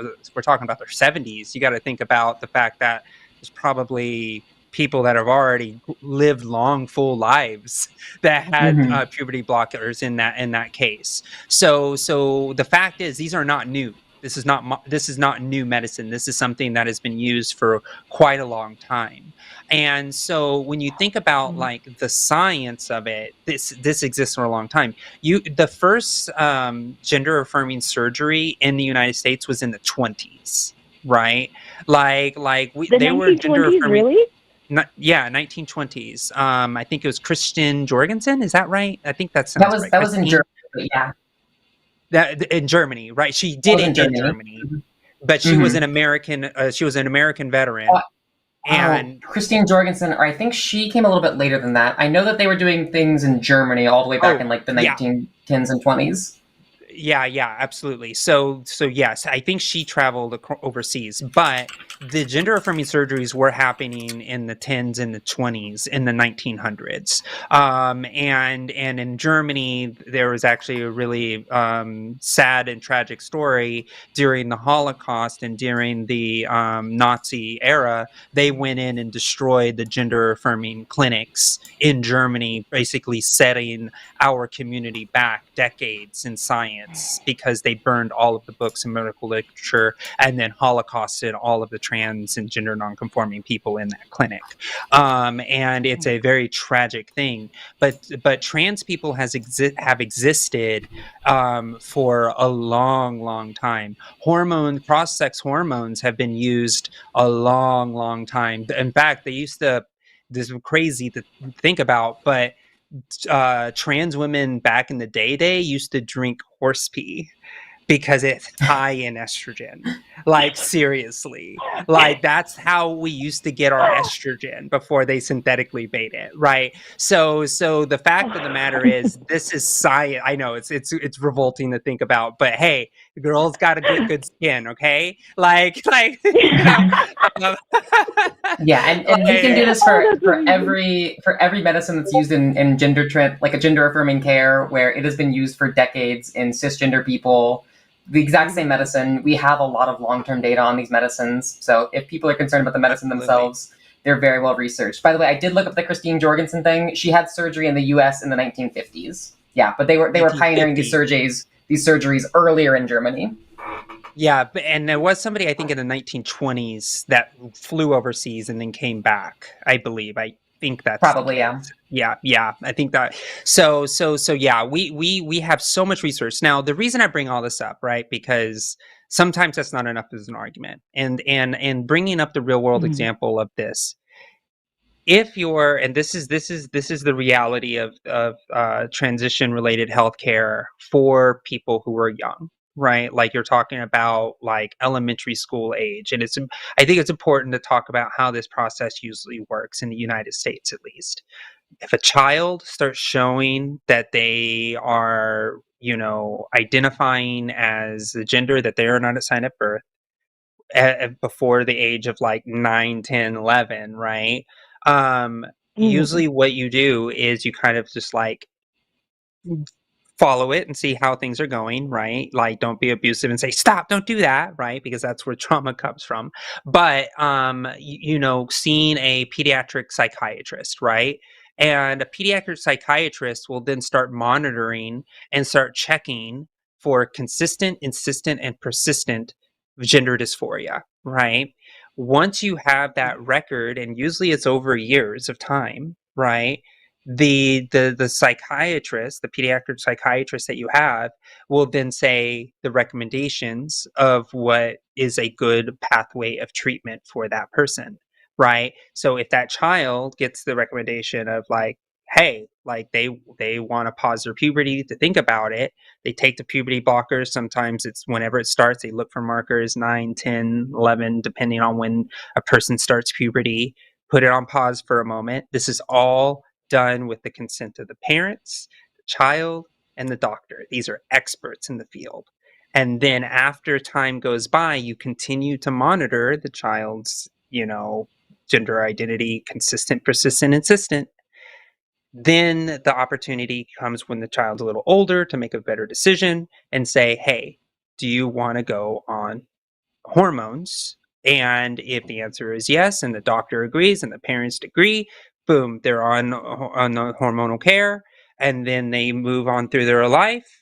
And then usually, and this is how it usually goes, it's usually around 17, 18 years old, possibly 16, depending if they started puberty blockers early enough, probably not even then, is when they start talking about surgical procedures, right?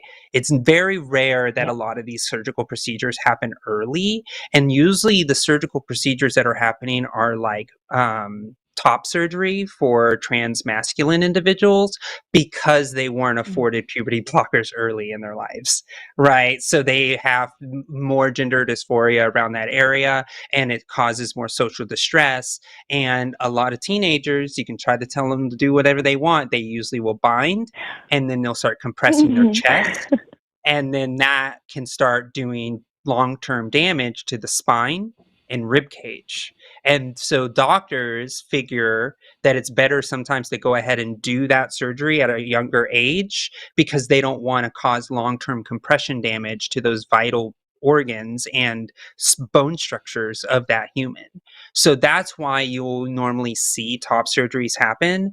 But when it comes to bottom surgeries, very rare. Very, very rare for them to happen under the age of 18, especially under the age of 16.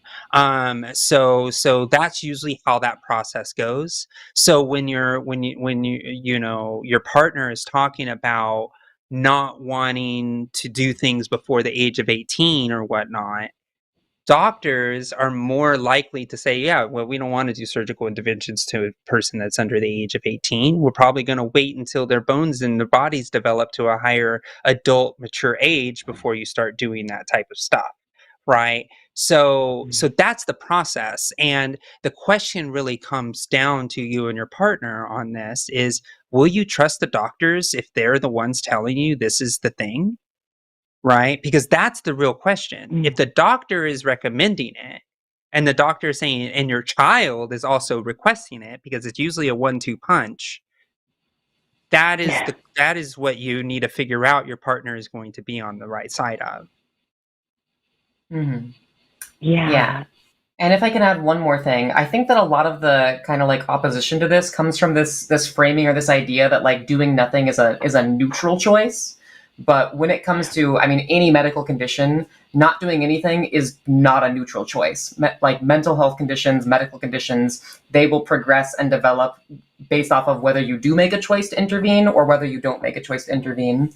I mean, we could talk about like a physical example, like cancer in the body is going to get worse if you don't intervene. We can talk about like mental health conditions getting worse if there's no intervention. With gender dysphoria, choosing whether or not to undergo a puberty of their natal sex or to talk about options like puberty blockers or cross-sex hormones. It's not, doing nothing is not a neutral choice there. There is going to be lifelong permanent health impacts based off of a lack of a decision. Yeah, absolutely. This is a tough conversation. Thank you Ashley. so much. I know. No, but you, oh my gosh, you guys post, like, thank you so much. That's exactly, like, these are some of the same things. I completely agree. I actually had not really heard too much about binding until watching a previous episode, and I even brought that up. I'm like, would you rather have them do this? And, you know, even just like you said, I'm like, do you remember when your parents told you who you could and couldn't be when you were a teenager? Like, come on, you know what you did. You're going to be who you're going to be, you know? So yeah, absolutely. And the idea that doing nothing is not a neutral choice, because it's not. Time passes. Like, what's going to happen is what's going to happen. So just, thank you so much. Like, you've given me a lot to think about. Honestly, I feel like rather than me tackling it, I'm going to be like, hey, I talked to some people. You want to watch a clip? Yeah. Watch so much better than I ever could. Absolutely. No, wonderful call. Really great questions. I really appreciate you, Ashley. Thank you so much. I appreciate you both too. Have a fantastic day. Y'all are stunning. Yeah, it was lovely talking to you. You have a wonderful day, Ashley. Thank you. Yeah. Bye. Thanks. Awesome. That was a good call. Really good call. Really good call. Yeah, absolutely. Great. So we'll just keep on going down the line. So we have Sally from Canada, a trans person that wants to talk about pros and cons to hormones. Sally, how are you? It's silly. Silly. I apologize. Oh, how silly of you. I love it. Yeah, I know. That was silly of me. Oh, shit. Okay, I need to get the window away because you're lagging so behind. Okay.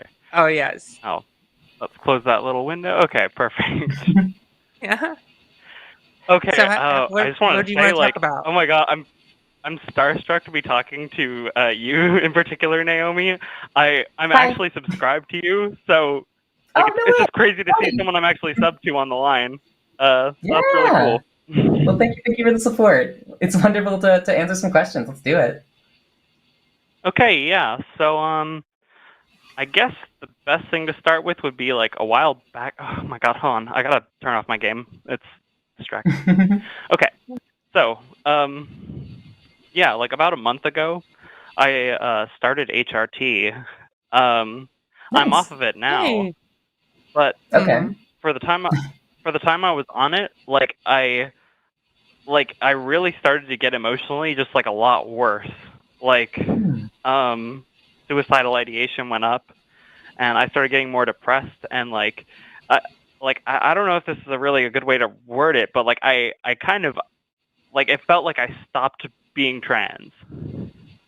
Like there was even a point where I was asking people like to just like start using my dead name again. But like I don't feel that way now that I'm off it again. So I'm just like I guess I'm just really confused about that.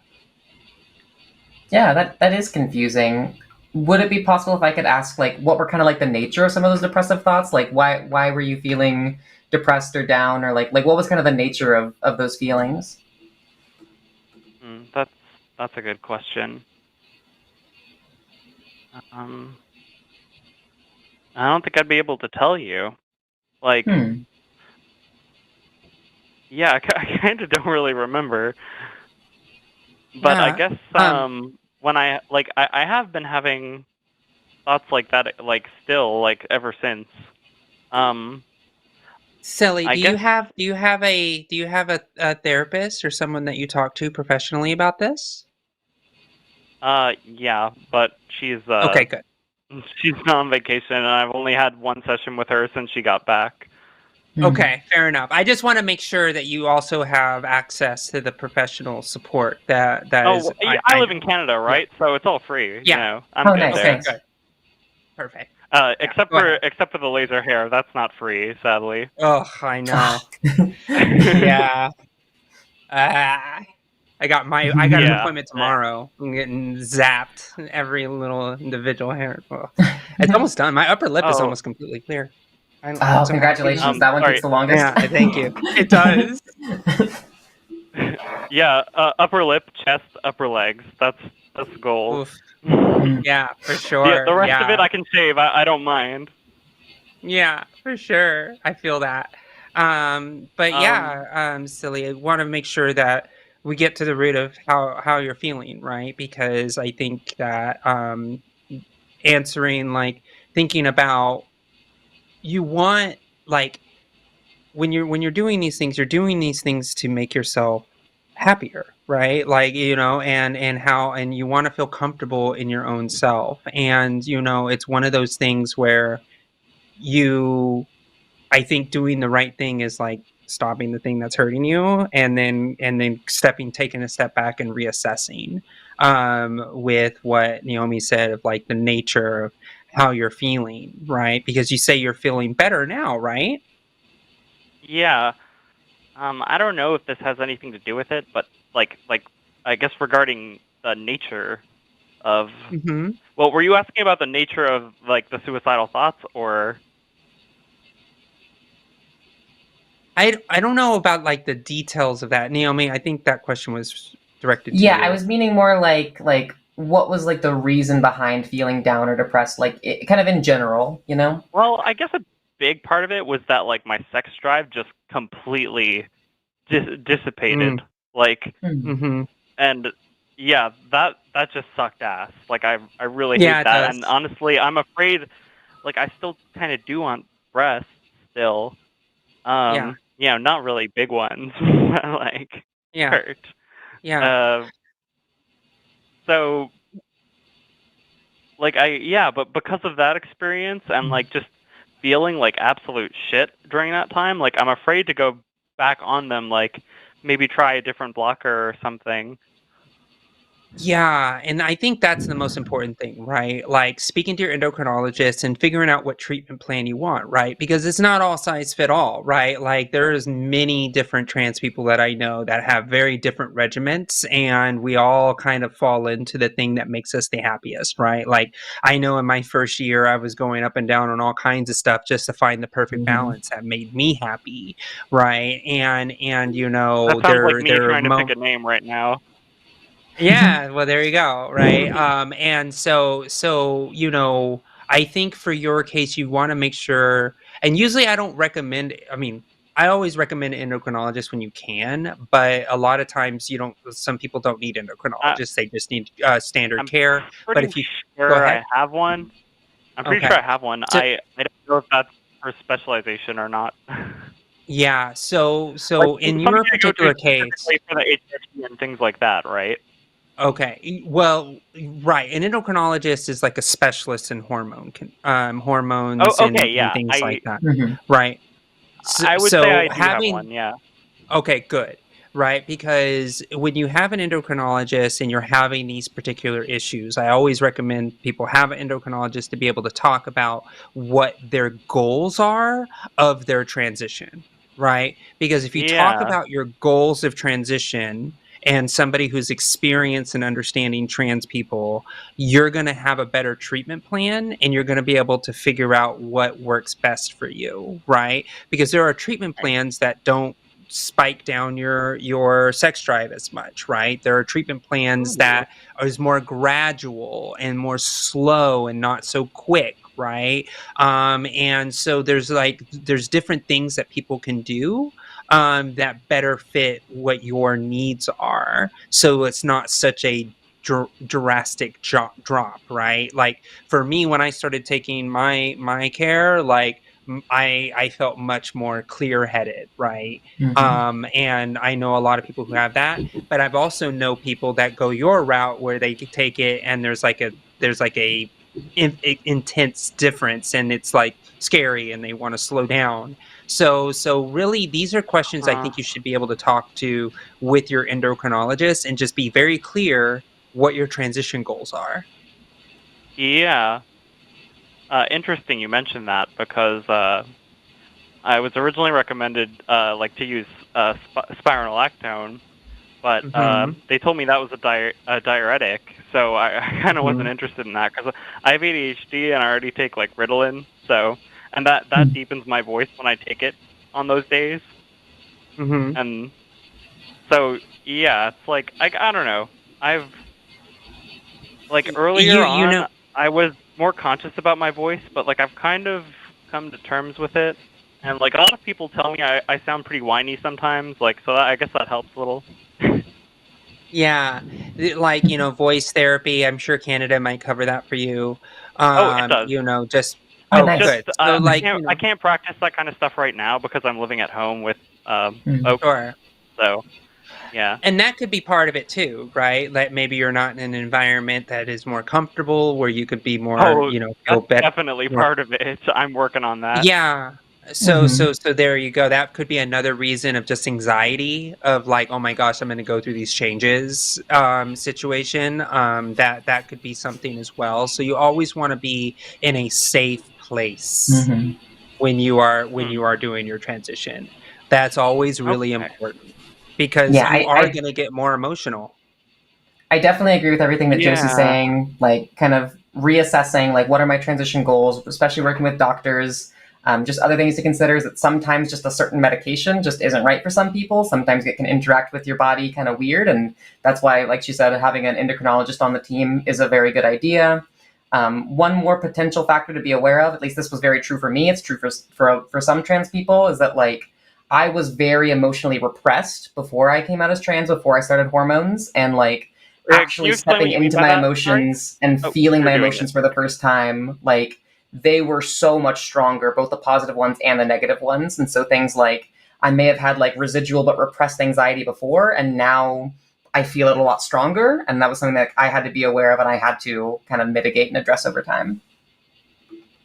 That's interesting. Well, now you have me thinking maybe it was quitting pot around the same time that did that. Because like...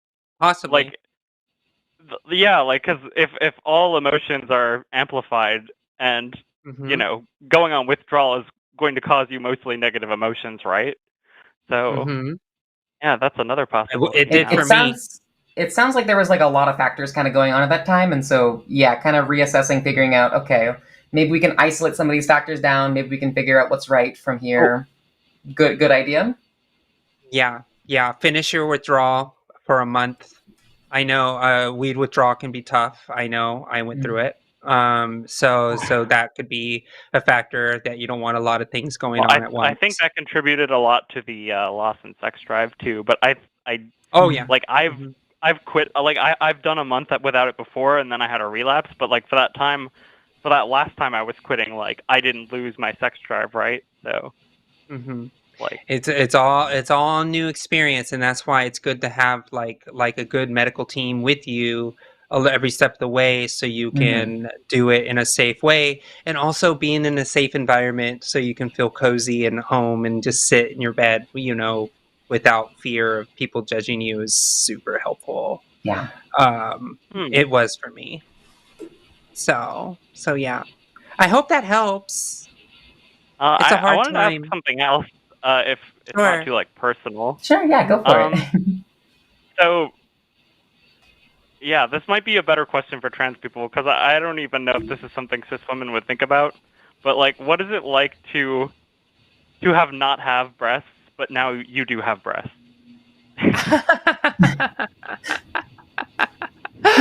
I will just frame it in the happiest way. It's just euphoria.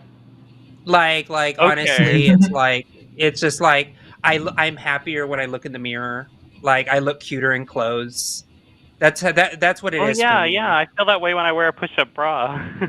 You see, yeah, it's just that it's permanent. Yeah, I mean, at some level, it's just like it's a body part that's there. Thing is another thing I'm a bit worried about too. Like I know there's like cons to having breasts. Like if you're playing a game that involves jumping, you might want like something for that. Yeah, I mean, it's like Naomi said, it's no just another body part. Revolution, like if you. No, that's what bras are for. They give you good support. Like enough for that? Yeah. Mm-hmm. Yeah. Okay. If you find like a bra that fits, it can absolutely be supportive for athletic purposes.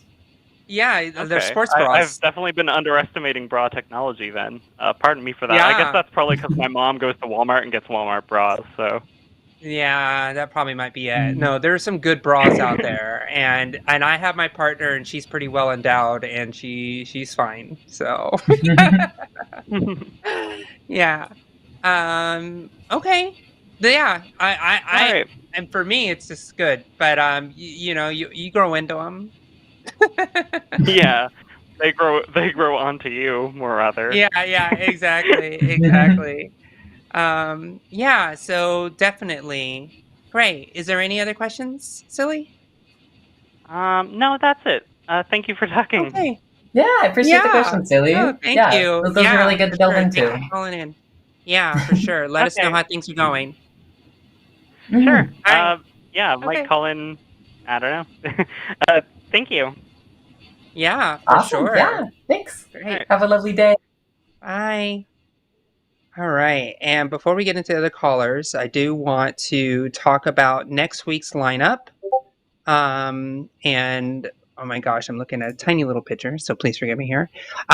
So next week here on the line, it will be me and Luxander at 2 p.m. Central Time on Thursday. And this Sunday will be at 2 p.m. Central Time, Matt Dillahunty and Aron Ra. And on Monday at 6 p.m. Central Time, will be Aron Ra and John Gleason on Skep Talk. And then on Tuesday at 6 p.m. Central Time, we have Chewed Gum with Alyssa Ljub and Erika Gibbon. And we also have On the Hang Up with Matt Dillahunty at 6 p.m. Central Time with Jim Browers, or I think Barrows. There we go, Barrows. Great. So... Oh, and then, Barrows. Sorry, After Dark, Barrows, thank you. There's a new voice of God, very masculine voice of God yeah. And then, so the Sunday show at 7 p.m. Late night is going to be John Gleason and Seth Andrews. Great. So just wanted to do that to let people know that there's a lot of really great content here on the line. Great. So we'll go into our next call here with Ben from Ohio. And yeah, Ben, what would you like to talk about today? Hey, can you hear me okay? Yeah. I can hear you clear, very clear. Great. My investment in a good microphone's paid off. It is. Yeah. Absolutely. So my question is, I'd like to better understand how we, and I say we, I mean, I guess everybody, but particularly trans people, differentiate between gender-affirming surgery and cosmetic surgery. How do trans people discern for themselves what is affirming their gender versus trying to align with societal beauty standards? Yeah. Yeah, that's a good question. I would say the big differential between gender affirming surgery and cosmetic surgery is that gender affirming surgery has a lot to do with someone's gender incongruence, right? Gender dysphoria is an incongruence with how you perceive yourself in a certain way versus how you want to see yourself, right?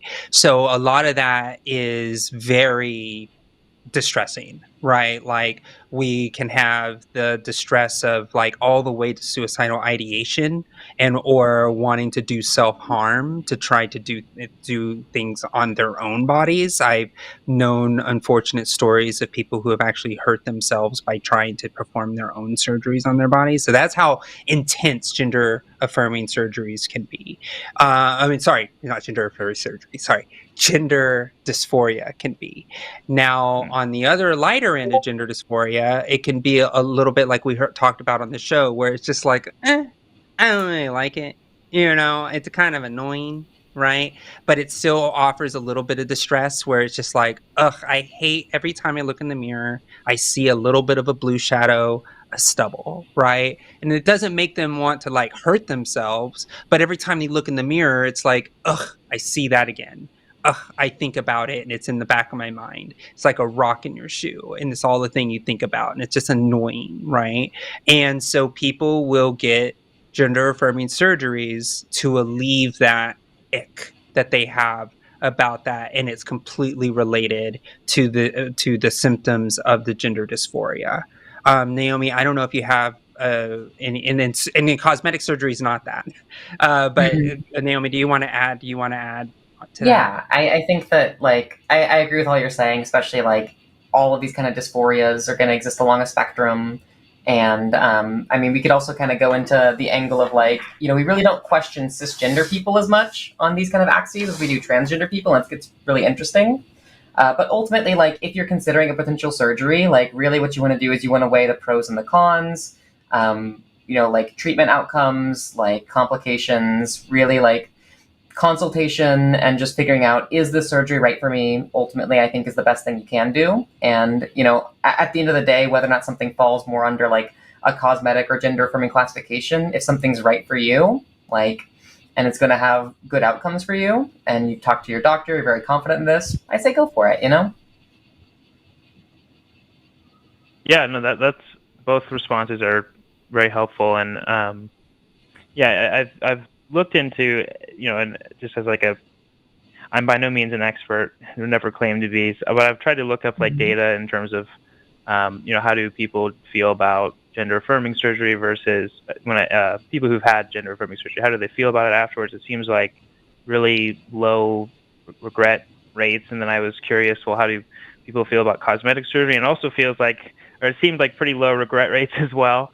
So, I don't even know if it's a real problem. It was just more, or it doesn't seem like it's an issue. It seems like people are pretty good about discerning for themselves. But, sometimes I see discourse, mostly from women, not, and I'm not a woman, I'm a cis man. So I'm an outsider to the conversation for sure. But, I see conversations around cosmetic surgery, and I was just wondering if that can be a blurred line for trans people, if it's something that it's difficult for them to discern, like, is it something they grapple with in terms of like, am I getting this surgery because I'm trying to look a certain way in line with societal standards, or am I doing this to, treat my dysphoria or feel less dysphoric? Josie, from your response, it sounds like maybe it is clear in the sense of like, I got this procedure done, and now I feel maybe less dysphoria or no dysphoria at all. But that's kind of the angle I was going at, not trying to particularly question trans people versus cis people, but just trying to understand how the dynamic might be different for trans people, or maybe the same in a lot of ways with cis people. Yeah, it is one of those things that is very. It's interesting because like a lot of people get things, I think, kind of conflated, right? Like, so for example, a nose job is a very common cosmetic surgery for cis people, and also some cis female, cis women, and then cis men also get nose jobs as well for deviated septums. And it's a very popular cosmetic surgery. But guess what? it's also a very popular gender affirming surgery as well. Mm-hmm. And I think people kind of get them conflated. It's like, oh, you're just getting a nose job, right? Mm-hmm. And it's like, for a plastic surgeon, the procedure on a nose for a, you know, somebody doing a nose job, you know, or a rhinoplasty, you know, or a, you know, rhinoplasty, whatever septoplasty, rhinoplasty, the cosmetic surgeon, the plastic surgeon is going to be doing the same type of surgery. You tell that surgeon, I want this, this, and this, and they will do it the best of their capabilities to do so. So it's not like, oh, I'm trained to only do trans women noses and I don't know how to do a cis woman's nose. It's like, no, they're just doing noses. They're just an artist of making people's noses certain shapes that the patient wants, right? So I think that's where things get conflated, right? It's like, oh, trans people are so vain because they want a nose. And it's like, no, a lot of times when a trans person gets like a nose job, it's a very specific thing that they're asking for to alleviate that gender dysphoria where they look in the mirror and they've been told by society that they're a man their whole lives. And then they say, well, if I get a nose that's more in line with the like cis standard of what a cis woman's nose looks like, then I will feel more comfortable when I look in the mirror. But I can tell you how many people told me, like, before I even got my facial feminization surgery, so many people are like, Josie, why are you getting facial feminization surgery? Your face already looks so wonderful. Why are you doing that? And I'm like, it's because it's my face and I have to look at it, like, you know. And it's one of those things where it's kind of like, even in our own minds, we can have different characteristics and we're just like, ugh, I hate this part of my body, and people are like, really, that looks fine. And it's like, it doesn't to us, right? And to the point where it's like essentially a condition that makes us sad about ourselves, right? Now, I think a cis woman could possibly have the same experience about their noses or their chins or, you know, their, you know, eyebrows or whatnot. And that is a thing. But in my opinion, that's another form. And Naomi, maybe you'll disagree with me on this, but I think that a cis woman getting a nose job is a form of gender affirming surgery, right? Like absolutely. Right. Yeah. So there's an argument to be made that all cosmetic surgery is a gender affirming surgery, regardless if you're cis or trans. Right. Yeah. The other thing I wanted to add is that I definitely see the discourse pop up the most around like facial feminization surgery. And I've also seen trans people that like are very aware of this discourse and like its impact on like how they perceive the surgery. And I've seen one of the ways they address that is like talking to their surgeon about that concern directly and being like, look, I'm not trying to have like a, you know, model perfect nose job or whatever. Like, I just want you to like undo, say, like years of a testosterone dominant puberty and like that's the nose, that's the face shape that I want to go with. Like, can we make that happen? And there are doctors that can work with you to do that. That's what I told my surgeon. I literally got pictures of my mom and my sister. Aww. And I was like, hey, these are the shapes of my family. Can you please just like soften my look so I look closer to like the dominant characteristics of like my feminine family members? And he did a really great job. Right now, it's not like I have the same exact face as my mom or my sister, not by any means. But like I wanted them to keep the curve of my nose, right? Like I didn't want a ski slope, right? Like I wanted it to be just very subtle. I just wanted to make it just a teeny bit smaller, right? So I think that is a big defining factor between a lot of trans people when they go into that surgery versus cis women is like, no, give me the Jennifer Lopez like look right now. Like no, I want to look like Jennifer Aniston and I want you to do it like this picture. And so there's a lot of different reasons why people go in, but at the end of the day, I think it's all done to help people feel better about their image and themselves. Yeah, I think I agree. I'm not sure. You know, I think it sounds like, you know, both, you know, yourself and Naomi are fairly like cosmetic surgery positive. again, as a cis man, I don't have the same pressures. I feel like around those types of surgeries, I can't really speak to the experience of women, cis or trans. But it's just something trying to kind of like dip into the discourse to better understand it. It seems like there are, there's kind of split sides, or there's lots of different opinions on cosmetic surgery. So it seems like people are more negative. And I was just wondering if it ever, well, yeah, I guess I've already stated that question, so maybe I'm just rambling at that point. But no, I appreciate your perspectives, and it's I guess that's it.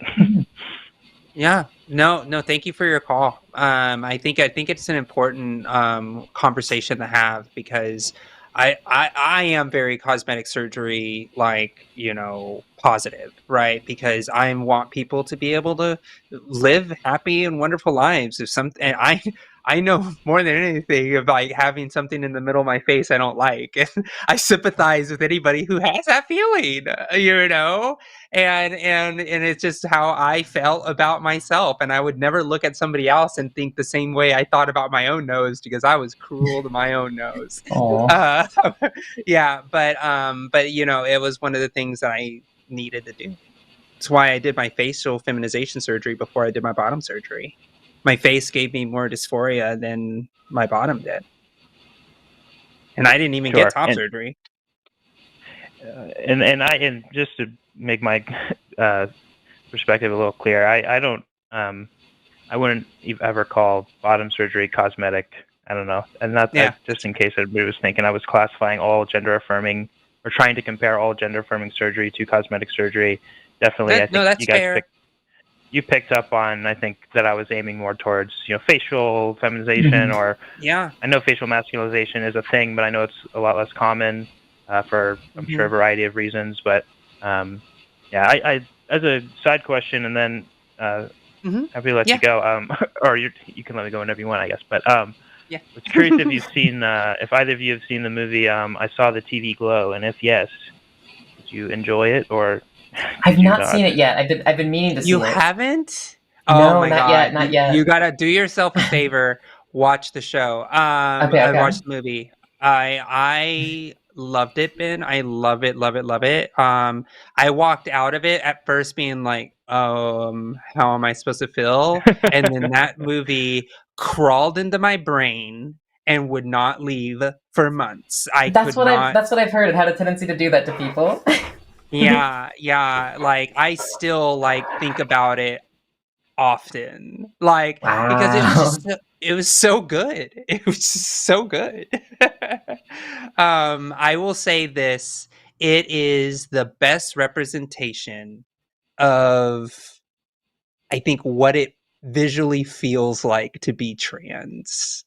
It just it was just everything about it is just the weirdness, the strangeness, the queerness, and wanting to find all of it, and also connecting through media it was so profound. It was incredibly profound. What did you think, Ben? I mean, I think I really liked it. I don't think it was something I could necessarily connect with on a super personal basis, but I think when you kind of, like you said, when you kind of understand that it's essentially an allegory for the trans experience, I think it was a really good, I mean, it's just also really well put together. People in the chat are asking what movie. It's called I Saw the TV Glow. It's a A24 film. The director is trans as well. And she seems very cool. She also directed We All Went to the World's Fair, I believe is what it's called. But I mean, I really, it really has a really cool aesthetic and great music. If you like, I think, is it Phoebe Bridgers? Yep. There's a mic, there's a couple needle drops. So that's great. Would recommend as one of the definitely more interesting and unique movies of the year so far. So sounds like I'll definitely need to check it out. Yeah, you have to do yourself a favor. Great show. Great iconography, the whole thing. So thanks for bringing that up. I know a lot of people in chat need to watch it. So Cool. Thank you, Ben. Happy to be of assistance in that regard. Yeah, well, have a appreciate great the night. call. You have a lovely night. Thank you very much. Bye-bye. Right, you too. Bye-bye. Bye. Bye. All right, we are down to our last caller. Ooh. Yeah, I know. This has been a good show with you so far. Hey, Caitlyn, from Oregon. How are you? Good. How about you? Doing well. Pretty nice. Pretty nice. Yeah. What brings you here to this call? Well, I'm happy to call in again. I was here last week. I'm glad I got in. The lines were so full. So to give some context for my question, I got asked this question by my brother when I was coming out in like end of high school, is when I came out, like 16, 17. And he asked me at one point if you could take a magic pill to not be trans, basically to, there's a lot of ways you can take this hypothetical. And, he said, if you could, would you? And at the time, I didn't really know what to think about it, but I thought about it a lot since. And, when you guys answer, feel free to take it from whatever hypothetical you want. But basically, if I could have taken it when I was, before I transitioned, I might have. Whereas now, I feel like I wouldn't. Of course, there's the argument of, like, being trans is, like, been my experience, and so it's made me who I am. But I just remember struggling so much with my family to understand that, obviously they thought there was some amount of choice to this. And remember my grandma, when I tried to explain to her that I was trans, and she's like, she asked me first, so do you still like girls? And I said, yeah. And so she said, so does that mean you want to be a lesbian? Nice. Yeah. So, sounds like grandma gets it. Yeah. But she was still so confused. She finally came around in the end, but. Aw, that's wonderful. That's wonderful. Yeah. That is great. That's super great. Aw. Yeah. Well, is the question just like how we would answer the hypothetical? Because for me, this is really easy. I would not take the pill because I couldn't be a girl if I took the pill. Like, I just wanted to be a girl. So if the taking the pill's not going to let that happen, then no, it's not. That's not it for me. Well, that's the hard part about it is, like, you don't know what it was like. You wouldn't know what it was like. Like, if you could hypothetically change the past to make it so that you never. I don't know. It was just a weird hypothetical that I. Like Naomi would be. We would be like a cis woman. Then is that what you mean? Well, no. I mean, if I was born a cis male and I never had gender dysphoria, like, would I have chosen that over being a trans woman? Oh God, that was the way I interpreted my brother's question. Okay. Well, but aren't you saying that based on how you feel now, or do you have a more, like, reason as to why? I mean, I'm definitely saying it based on how I feel now. I also thought about that question, like, before I transitioned, and what I thought back then was no. Like, even if I couldn't transition because I say, like, cured my gender dysphoria with this magical pill, like, I wouldn't get to be a girl. That doesn't sound as cool. Yeah. I mean, I guess, yeah. No, I also love who I am and what I do and what I love my existence. And I think that I use it the other way, Naomi. It's like you wouldn't be as cool as the person you are is true. I think I would also be a really bad person, because I was born and raised in Texas. I was born and raised a Republican. I think that my rebellious nature of, like, bucking the system kind of comes because of my repressed, because I came out late. I came out at 34 years old. So, like, for me, it's like, I was brought up to be a certain type of person, and I think if I was cis, I would have probably fallen into that. I'd probably be still in Texas. I always call it the curse Josie timeline. Because the cursed Josie timeline, I think I would have been some right-wing Republican crazy Looney Tune that would probably have political power right now and would be a complete utter bad person. I don't know. I don't think I would have been able to be more free thinking as I am right now. It really helped me break out. Honestly, I think like, that's the best best argument for like wanting to be trans, because you could flip the question on its head and ask a cis person like, hey, if you could take a pill and you were just trans, like, would you do that? Because it's like you said, you wouldn't feel the way that you do if you hadn't gone through that experience. So many cis people haven't thought about the questions that trans people are confronted with and have to consider.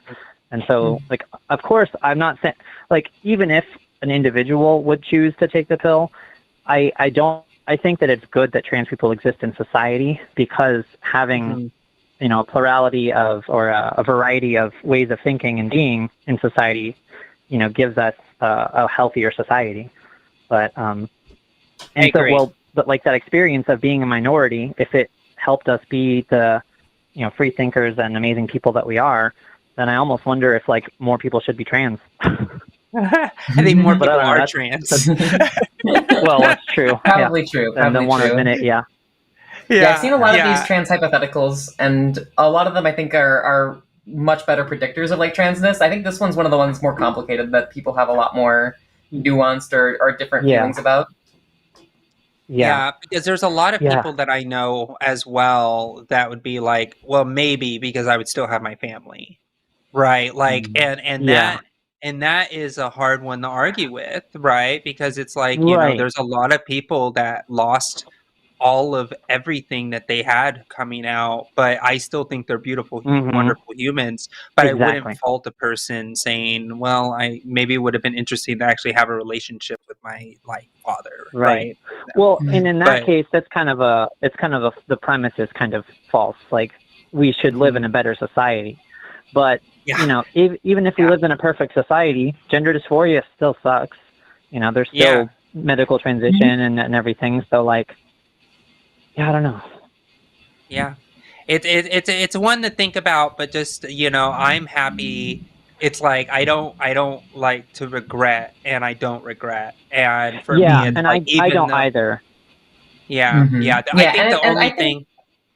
Go ahead. I was gonna say, I think with this question in particular, it's okay not to know. I mean, honestly, like trying to conceptualize. Okay, but like, would you be the same person if your life was different? Like, that could just philosophically go to places where it's like you can't really know anything for sure, and so like it's just I don't like know any hypothetical. Answer to this what would you do in this situation? You won't know until you're in that situation. So but what if you felt to me, differently? like contending, right? and I would feel differently. I mean, so it's just contending with it helps me understand my thought process and why I feel the way I feel. So. I appreciate you guys. Yeah, I think that's a good framework to have about these kind of hypotheticals. That's good. Absolutely. It's good. Yeah. It's a healthy way to look at it, for sure. Well, awesome. Well, anything else before we let you go? I have one more unrelated question. Go ahead. First, Josie, were you on last week? I was not on last week. Okay. I think it was Arden and Lux. And Lux, Lux, that's right. Lux, So, what are? Let me see how to phrase this. What's like the best gender thing that's most gender affirming for you? Like, what's the best self-care, I guess, for both of your experience? Because the question I asked last week was, how do I allow myself to feel more feminine given all the societal pressures?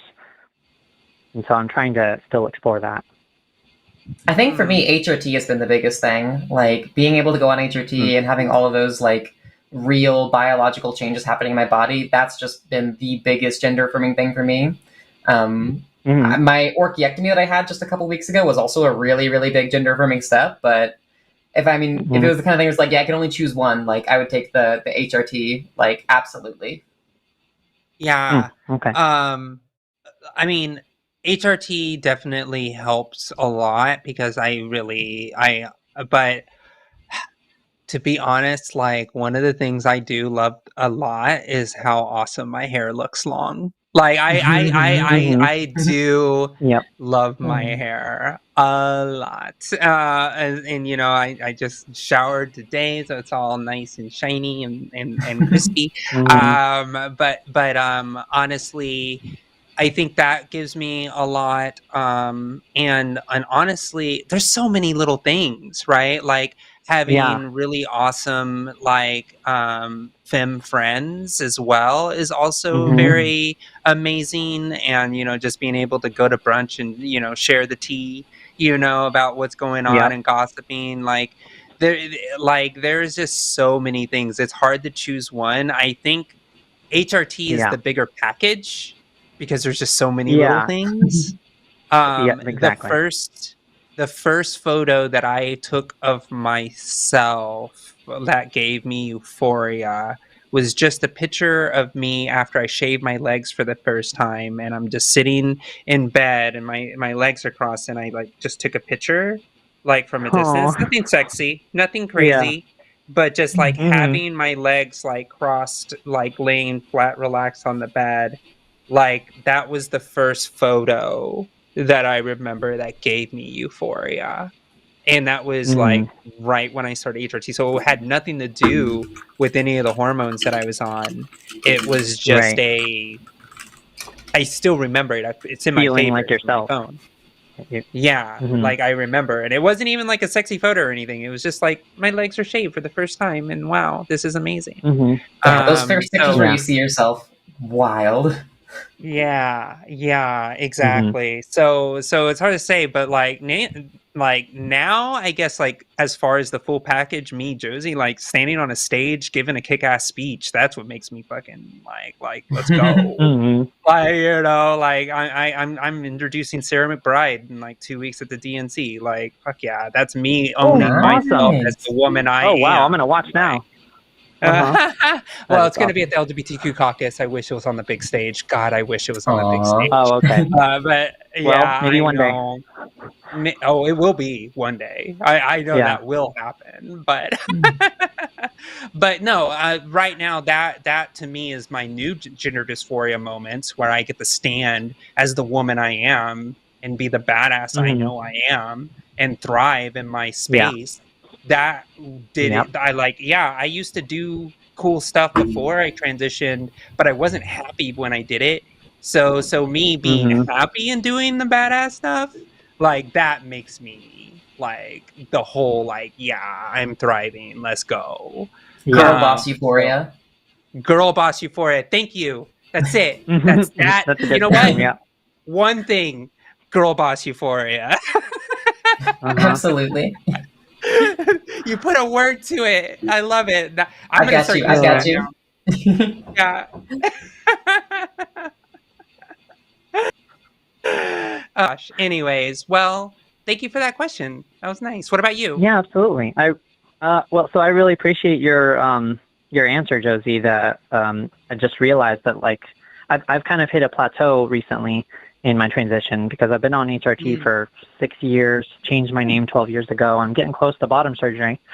But recently I've just been feeling like, you know, unmotivated to do the things that used to bring me a lot more euphoria. And now they're just like, well, it's just me. I'm just existing. And when you mentioned, you know, getting to be yourself, I really appreciate that when I'm at work and I'm able to, because I'm a nursing assistant and working on becoming a nurse. Yeah. And so getting to do what I love there, but as myself and having other people accept me is, and hopefully making, you know, a difference. Like I remember the very few trans patients I've had is working in long-term care as a nursing assistant. I don't see many trans patients, but I remember one of the only ones, he came and talked to me and he just told me, thank you for existing. And that meant so much to me because like, that's one of the reasons why I got into nursing, because of medical trauma that I have. So thank you for being visible, both of you. Yeah, that's beautiful. And you know, you bring up a really good point. Transition is only 5 to 7 years for most people. Like the active feature of transition, and then you're just the person, and you are what's left, right? after everything. And I know a lot of the people that are in different stages in transition that are watching this call and everything like that. You may be in the thick of it. You may be thinking about taking your first pill, or you may be where you're at, where it's like it's decades gone and you're at a point where it's like, I'm now settled. Like that's the beauty. That's what we do it for, right? We do it so we don't feel that constant ping of like, ugh, I need to do something, right? And so that is the beauty of transition, as when you're in the later stages of your transitioned life, is being able to live who you want to be authentically, that you always were. That's where all of our goals are. And as long as you're living your life and thriving, you are doing it, and everybody around you will see it. And that's what's going to give us true trans liberation. So thank you for saying that. Yeah, absolutely. Awesome. Well, thank you so much, and you have a wonderful night, Caitlyn. Yeah, thank you. Thank you so much, Caitlyn. Really love that last point. Yeah. Oh, thanks. Absolutely. Okay. Bye-bye. Have a good rest of your day. You too. Yeah. Bye. All right. Well, that was all of our calls. We made it through. Chugging along. Let's go. I like hosting with you, Naomi. Like, you're ready to go the whole time. I'm also one of those people. I will just keep going and going and going. Oh, absolutely, absolutely. Yeah, exactly. The conversation's not done until all the questions have been answered. Yeah, exactly. And like, people are in chat, people are engaging. Like, let's go. It works out really well. We love to see it. Yeah, we do. We need to have you back more often. Absolutely. Yeah. Just hit me up. 100%. Yeah, for sure. Great. So we will move on to super chats. Wonderful. All right. And if you want to get your super chat read, make sure you donate $5 or more to the super chat, and we will read it live right now. So get them in before we're done. PLN 25. I don't know what PLN is, but we got 25 PLN monies from Dorota Lubowski. Skia.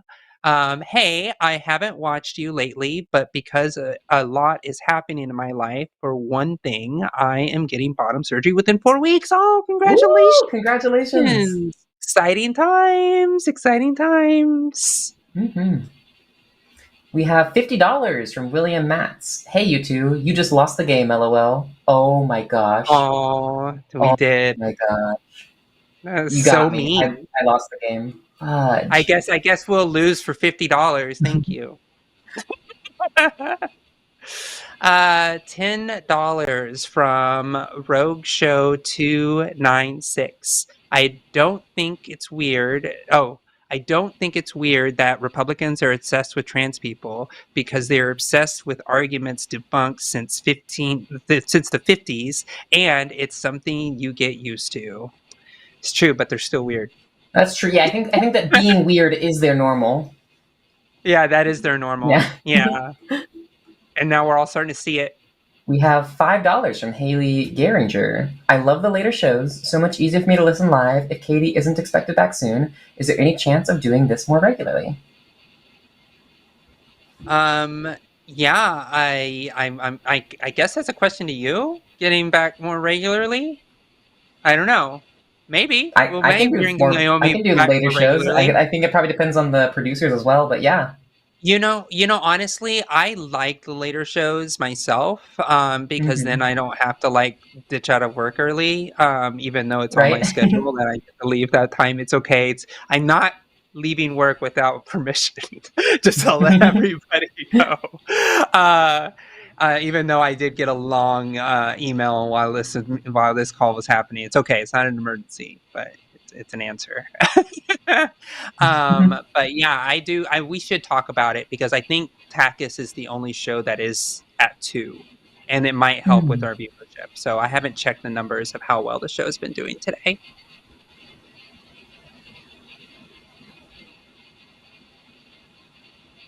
$10 from Alyssa Nguyen. And Alyssa, I know I was in Southern California. I didn't get to see you. I actually got sick. Like, I got sick, okay? So I was like, I went to Comic-Con and I literally got sick the day and a half later. It was the worst. It was the worst. So I was sick in bed. So we'll make it work next time. So anyway, sorry to everybody. I was just wanting to tell Alyssa that. I'm sorry. Adam symbol from my TLD was taken away when I started seeing a therapist. I never did get it back, even though my emotional outlook and job performance were the best they'd ever been. The stigma needs to end. Okay, so Alyssa and I were reactor operators, or we're reactor operators in the United States Navy. So we have a little bit of a naval bond here. And if you say anything about going to therapy, or you go to a therapist and you have an emotional issue, they will literally take your ability to operate reactors. And it really absolutely sucks, and they don't care, and the stigma does got to end, because what happens? Well, if people aren't going to therapists, what do? They just don't go, and then they lie. Oh, everything's great. Everything is just fine, because they don't want to lose their jobs. So yeah, and a TLD, for everybody's information, is a thermal luminescent dosimeter. It literally counts how much radiation that you take every month. So yeah, it's fun to walk around with those on your belt. Yeah. So they take that away, and when they take that away, you can't go into the plant anymore, because they can't count your radiation that you're receiving when you're going down there. So, yeah, little naval knowledge for all of you. Yeah, it sucks. We have a plain 1999 from Narcissa with no message. Thank you. Well, thank you. Thank you for the 1999. Much appreciated. $20 from Charlotte. Hey, love you both. I kind of wanted, kind of wanted to call to talk to Naomi about navigating motherhood as trans woman. My child loves both of his moms. Everything is good, but I'm worried about school starting here in a few weeks. Yeah, Naomi. Yeah, go for it, absolutely. Naomi. Feel free to call, like, at any time. Any questions, any concerns, just like navigating what that looks like or what's the best you can do. Would love to take a call like that sometime. Yeah, for sure. And I enjoyed watching your journey when you were very public about. Well, thank you. That was wild. It was a wild time. That was a wild time, but I learned so much, and you were so gracious doing it in the public eye. Thank you. Yeah, people may think it was like the transphobes would think, oh my God, you're doing this but no, I thought it was a great public service to kind of show the world that a trans person can do these things in a healthy manner. So I do thank you for putting yourself out there like that. I know it must have been a beautiful and hard time doing it publicly. Yeah, well, thank you. I really appreciate that. That's what I wanted to do with the whole experience. Yeah, absolutely. We also have a $5 from Charlotte. I guess I didn't mention that I'm the trans mom, LOL, but yeah, maybe I will call this month. For now, could I just have some hand hearts in the chat, LOL? Absolutely, you can have some from me too. Yay! All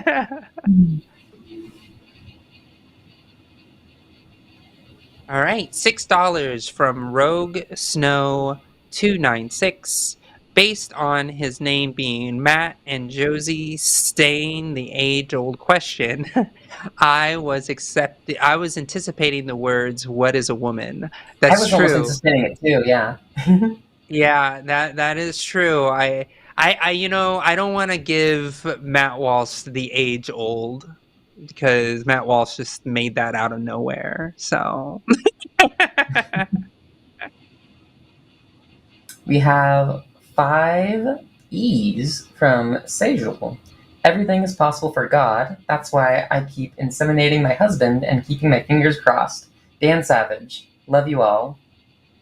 Best of luck. Best of luck. Absolutely. I love the E's. $5 from Monkey at Typewriter. In a way, it's not weird for reps or Republicans to be bigoted toward trans folks at this point, but it should be do what you can to keep bigotry fucking weird. It is weird. Yeah, it's so I think that's weird. what we were saying. Absolutely, yeah. It's like, oh god.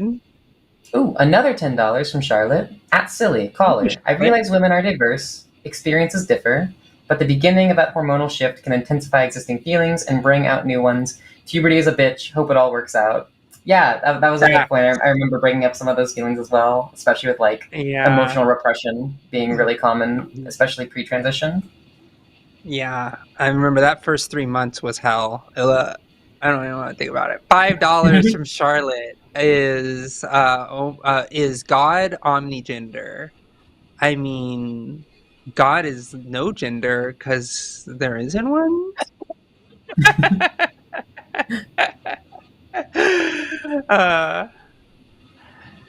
$50 from Rogue. Oh wait, I think it's you. Go ahead. Is this one mine? Okay, yeah, $50 from Rogue Show 296. Hey Josie, hope to talk again soon. I previously called in. Hey Naomi, I enjoyed your debate with Rachel Twig. I wanted to ask how you research before a debate.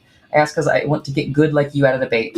Well, the first thing that I do to research for a debate is I search around for the person that I'm debating and see what are their common talking points, what are the things that they seem to care a lot about. I mean, you can look at their history, things they've been involved in, really start by researching the person and then, hitting up some Google Scholar or some other peer-reviewed articles to address main points, and it'll be a really great starting point. Naomi, did you do college debate? I did not do college debate, no. I got into debating kind of when I started going to grad school, and it was like a hobby I did on TikTok. Interesting. Okay, yeah, because I did college debate, and you kind of have that style a little bit. Thank you. So yeah. I miss that college style debate. It was I was such a tryhard. I was like gold, and I tried to went to debate camp. I was definitely in college. I was definitely well versed in the community. I had a lot of friends that were master debaters at the time. Yeah, I do love a good debate. $10 from Ombridge.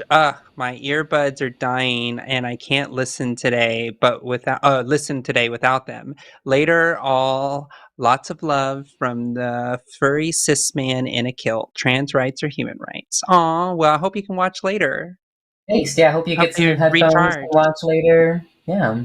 Yeah. $5 from Larry Fishman. If you'd like to watch a film about the trans experience that won't give you CPTSD flashbacks, watch The People's Joker, now on VOD. I haven't seen that one. Yeah, good to know. I've not either. Thank you for the recommendation. Yeah. $10 from Salty Seattle Cyclist. Josie, can you give us any insight into why a sizable number of Hispanic Americans are pro-Trump?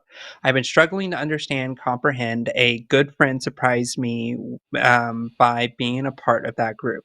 So, although there are more Hispanic and Black individuals, particularly men, that are going toward Trump, it's still a small margin. They try to play it up and they say, oh, it's so many, but really it's about 70% of Hispanics still are not supporting Trump. And then you have I think 80%, 90% of Black folks also don't support Trump. Just because the margin is getting bigger a little bit year after year does not mean that it's this sizable, huge number. So I'll say that for one thing. But unfortunately, there's a lot of shared values in certain spaces in Hispanic culture and Latino culture that can sometimes bleed over into right-wing talking points, such as Catholicism and abortion rights, for example. A lot of times that can bleed over into a value, and there's a lot of single issue voters where it's I hate abortion, so therefore I support the Republicans. There's a lot of that exists as well. But there's a lot. I've actually did an entire panel 3 weeks ago on this particular question. So there's a lot to talk about on that point. But yeah, it's not so huge, but it isn't like tiny, but it's not like so sizable that we should really be worried about it in like as a community as a whole, even though we should be, because we should be talking to our people in a way that makes sense. We have another 5 E's from Jonathan Brockett. Josie's makeup is really on point today. Love it to my favorite show on the line. Thank you. Sorry, I only speak in freedom units. Yeah. I love it. Freedom units. Oh, you're cracking me up. All right. $20 from William Ennis. Thank you for the 20. Honestly, I want designer girly bits if I get the surgery. If I'm gonna pay for it, it might as well go all out for it. Oh yeah.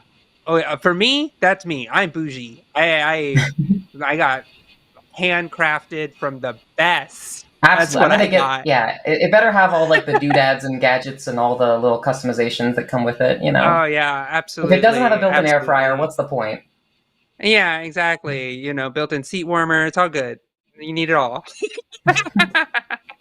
We have a $5 from Zojak Studios. Wanted to thank Josie for inspiring me to actually do something. Just finished my phone banking training, and I'm nervous / excited to do more.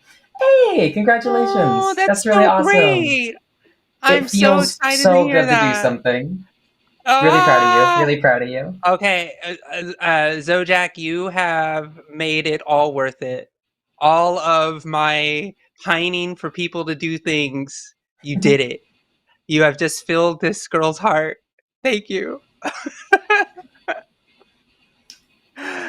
$20 from Bobtail Tucker. Keep up the great energy and being there for all. Oh, thank you. And thank you so much for that super chat. Absolutely. Yay. $5 from Monkey at Typewriter. Oh good. Floating nuclear reactors operated exclusively by people who are neglecting their mental health. I see no catastrophic potential here. Yeah. Oh my gosh. No, it's true. I've actually considered writing a book called The Deep Problem, written by Enable Nuke. Like, it's literally a problem. Like, we have mainly, and I'm still wanting to write a book called The Hero's Promise, which is like, it's like a policy, but it's also like a thing. But here's something to give you even more comfort, Monkey at Typewriter. Most reactors, and there's hundreds of them in the water right now, are run by the average age of people under 22 years old. Wow. Yeah. I turned on my first reactor by myself at the age of 20. Wow. Yeah. Yeah. So that one helps you sleep at night, I'm sure.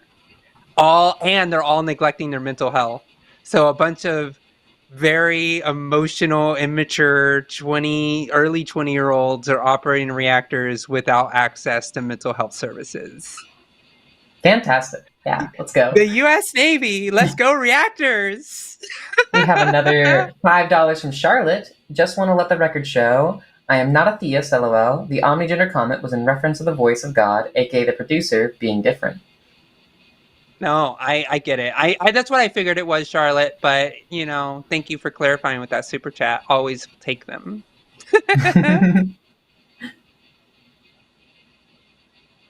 $5 from Charlotte Kamala 2024. Okay, let's go. At Real Hot Girls, oh God, I'm liberal now. Yeah, it happened. You know, it's okay. We can not set our community back, 50 years. So take the coconut pill and fight fascism. I'm there with you. Yeah. Let's go. Another $5 from Monkey at Typewriter. Josie, I don't know if you know this. That is in fact not reassuring. You know what is reassuring? You ladies are having a great hair day. Aw, thank you. Aw, thank you. So nice. Hey. So nice. Okay, and that was our last super chat. And I want to thank our new voice of God for today. And Armagen, is that how you want to be introduced? Amargan. Amargan. Thank you. I love that monotone. Like, this is the state of is. That's all I've got. And thank you to our lovely phone screeners and all of the work that it takes to do that. Thank you so much. The show would not work without you or the mods, the amazing mods that keep all of the riffraff out of chat that are not supposed to be there. So good job on that. Thank you so much. And thank you to the lovely Nominal Naomi. Like, well, you thank you are for super having great. me. Yeah, you are an absolute joy to have on the show. Yeah. Yeah, I had a really great time. It was a really awesome show. Would love to work with you again. Absolutely. Yeah. And I think we have like a special energy where we're both very soft. Like as far as like how we interact with people, so it's like I feel like our hosting is kind of like a nice warm hug. It's just like, yeah, it's okay. We'll help you get to the right place. It's okay. Exactly. Yeah. It's gonna be interesting if a person can ever make us go spicy though. Do you have some spice, Naomi? I definitely have some spice in me. I've got some spice in me, but I've always been surprised, like being with other hosts, being like, "Wow, they really got the spice like right out of the gate." Yeah. I've had the spicy Josie does come out every now and then, but I would be very interested, and Luxander also is one of those folks that don't bring the spice every now and then, brings spice every now and then. But like, I think Josie and Naomi spice will be a nice blend. And absolutely, yeah, like a well brewed tea, yeah. It'll be nice. Yeah, a spicy tea. That's what we would bring to that table. So maybe at one point we can do that. Well, thank you everybody. Make sure that if you haven't joined the Patreon, join the Patreon. If you haven't liked the stream, what are you doing? You gotta like the stream. And if you haven't subscribed, who are you? Like, what's going on? What are you doing? We only know you when you subscribe, so you got to do that too. Well, that's wonderful. And if you want to be on Patreon and you want to be on this awesome list of people, better do it. I know. It's always tricky. And you want to go that way. Oh, that's smart. Get the rotation going first.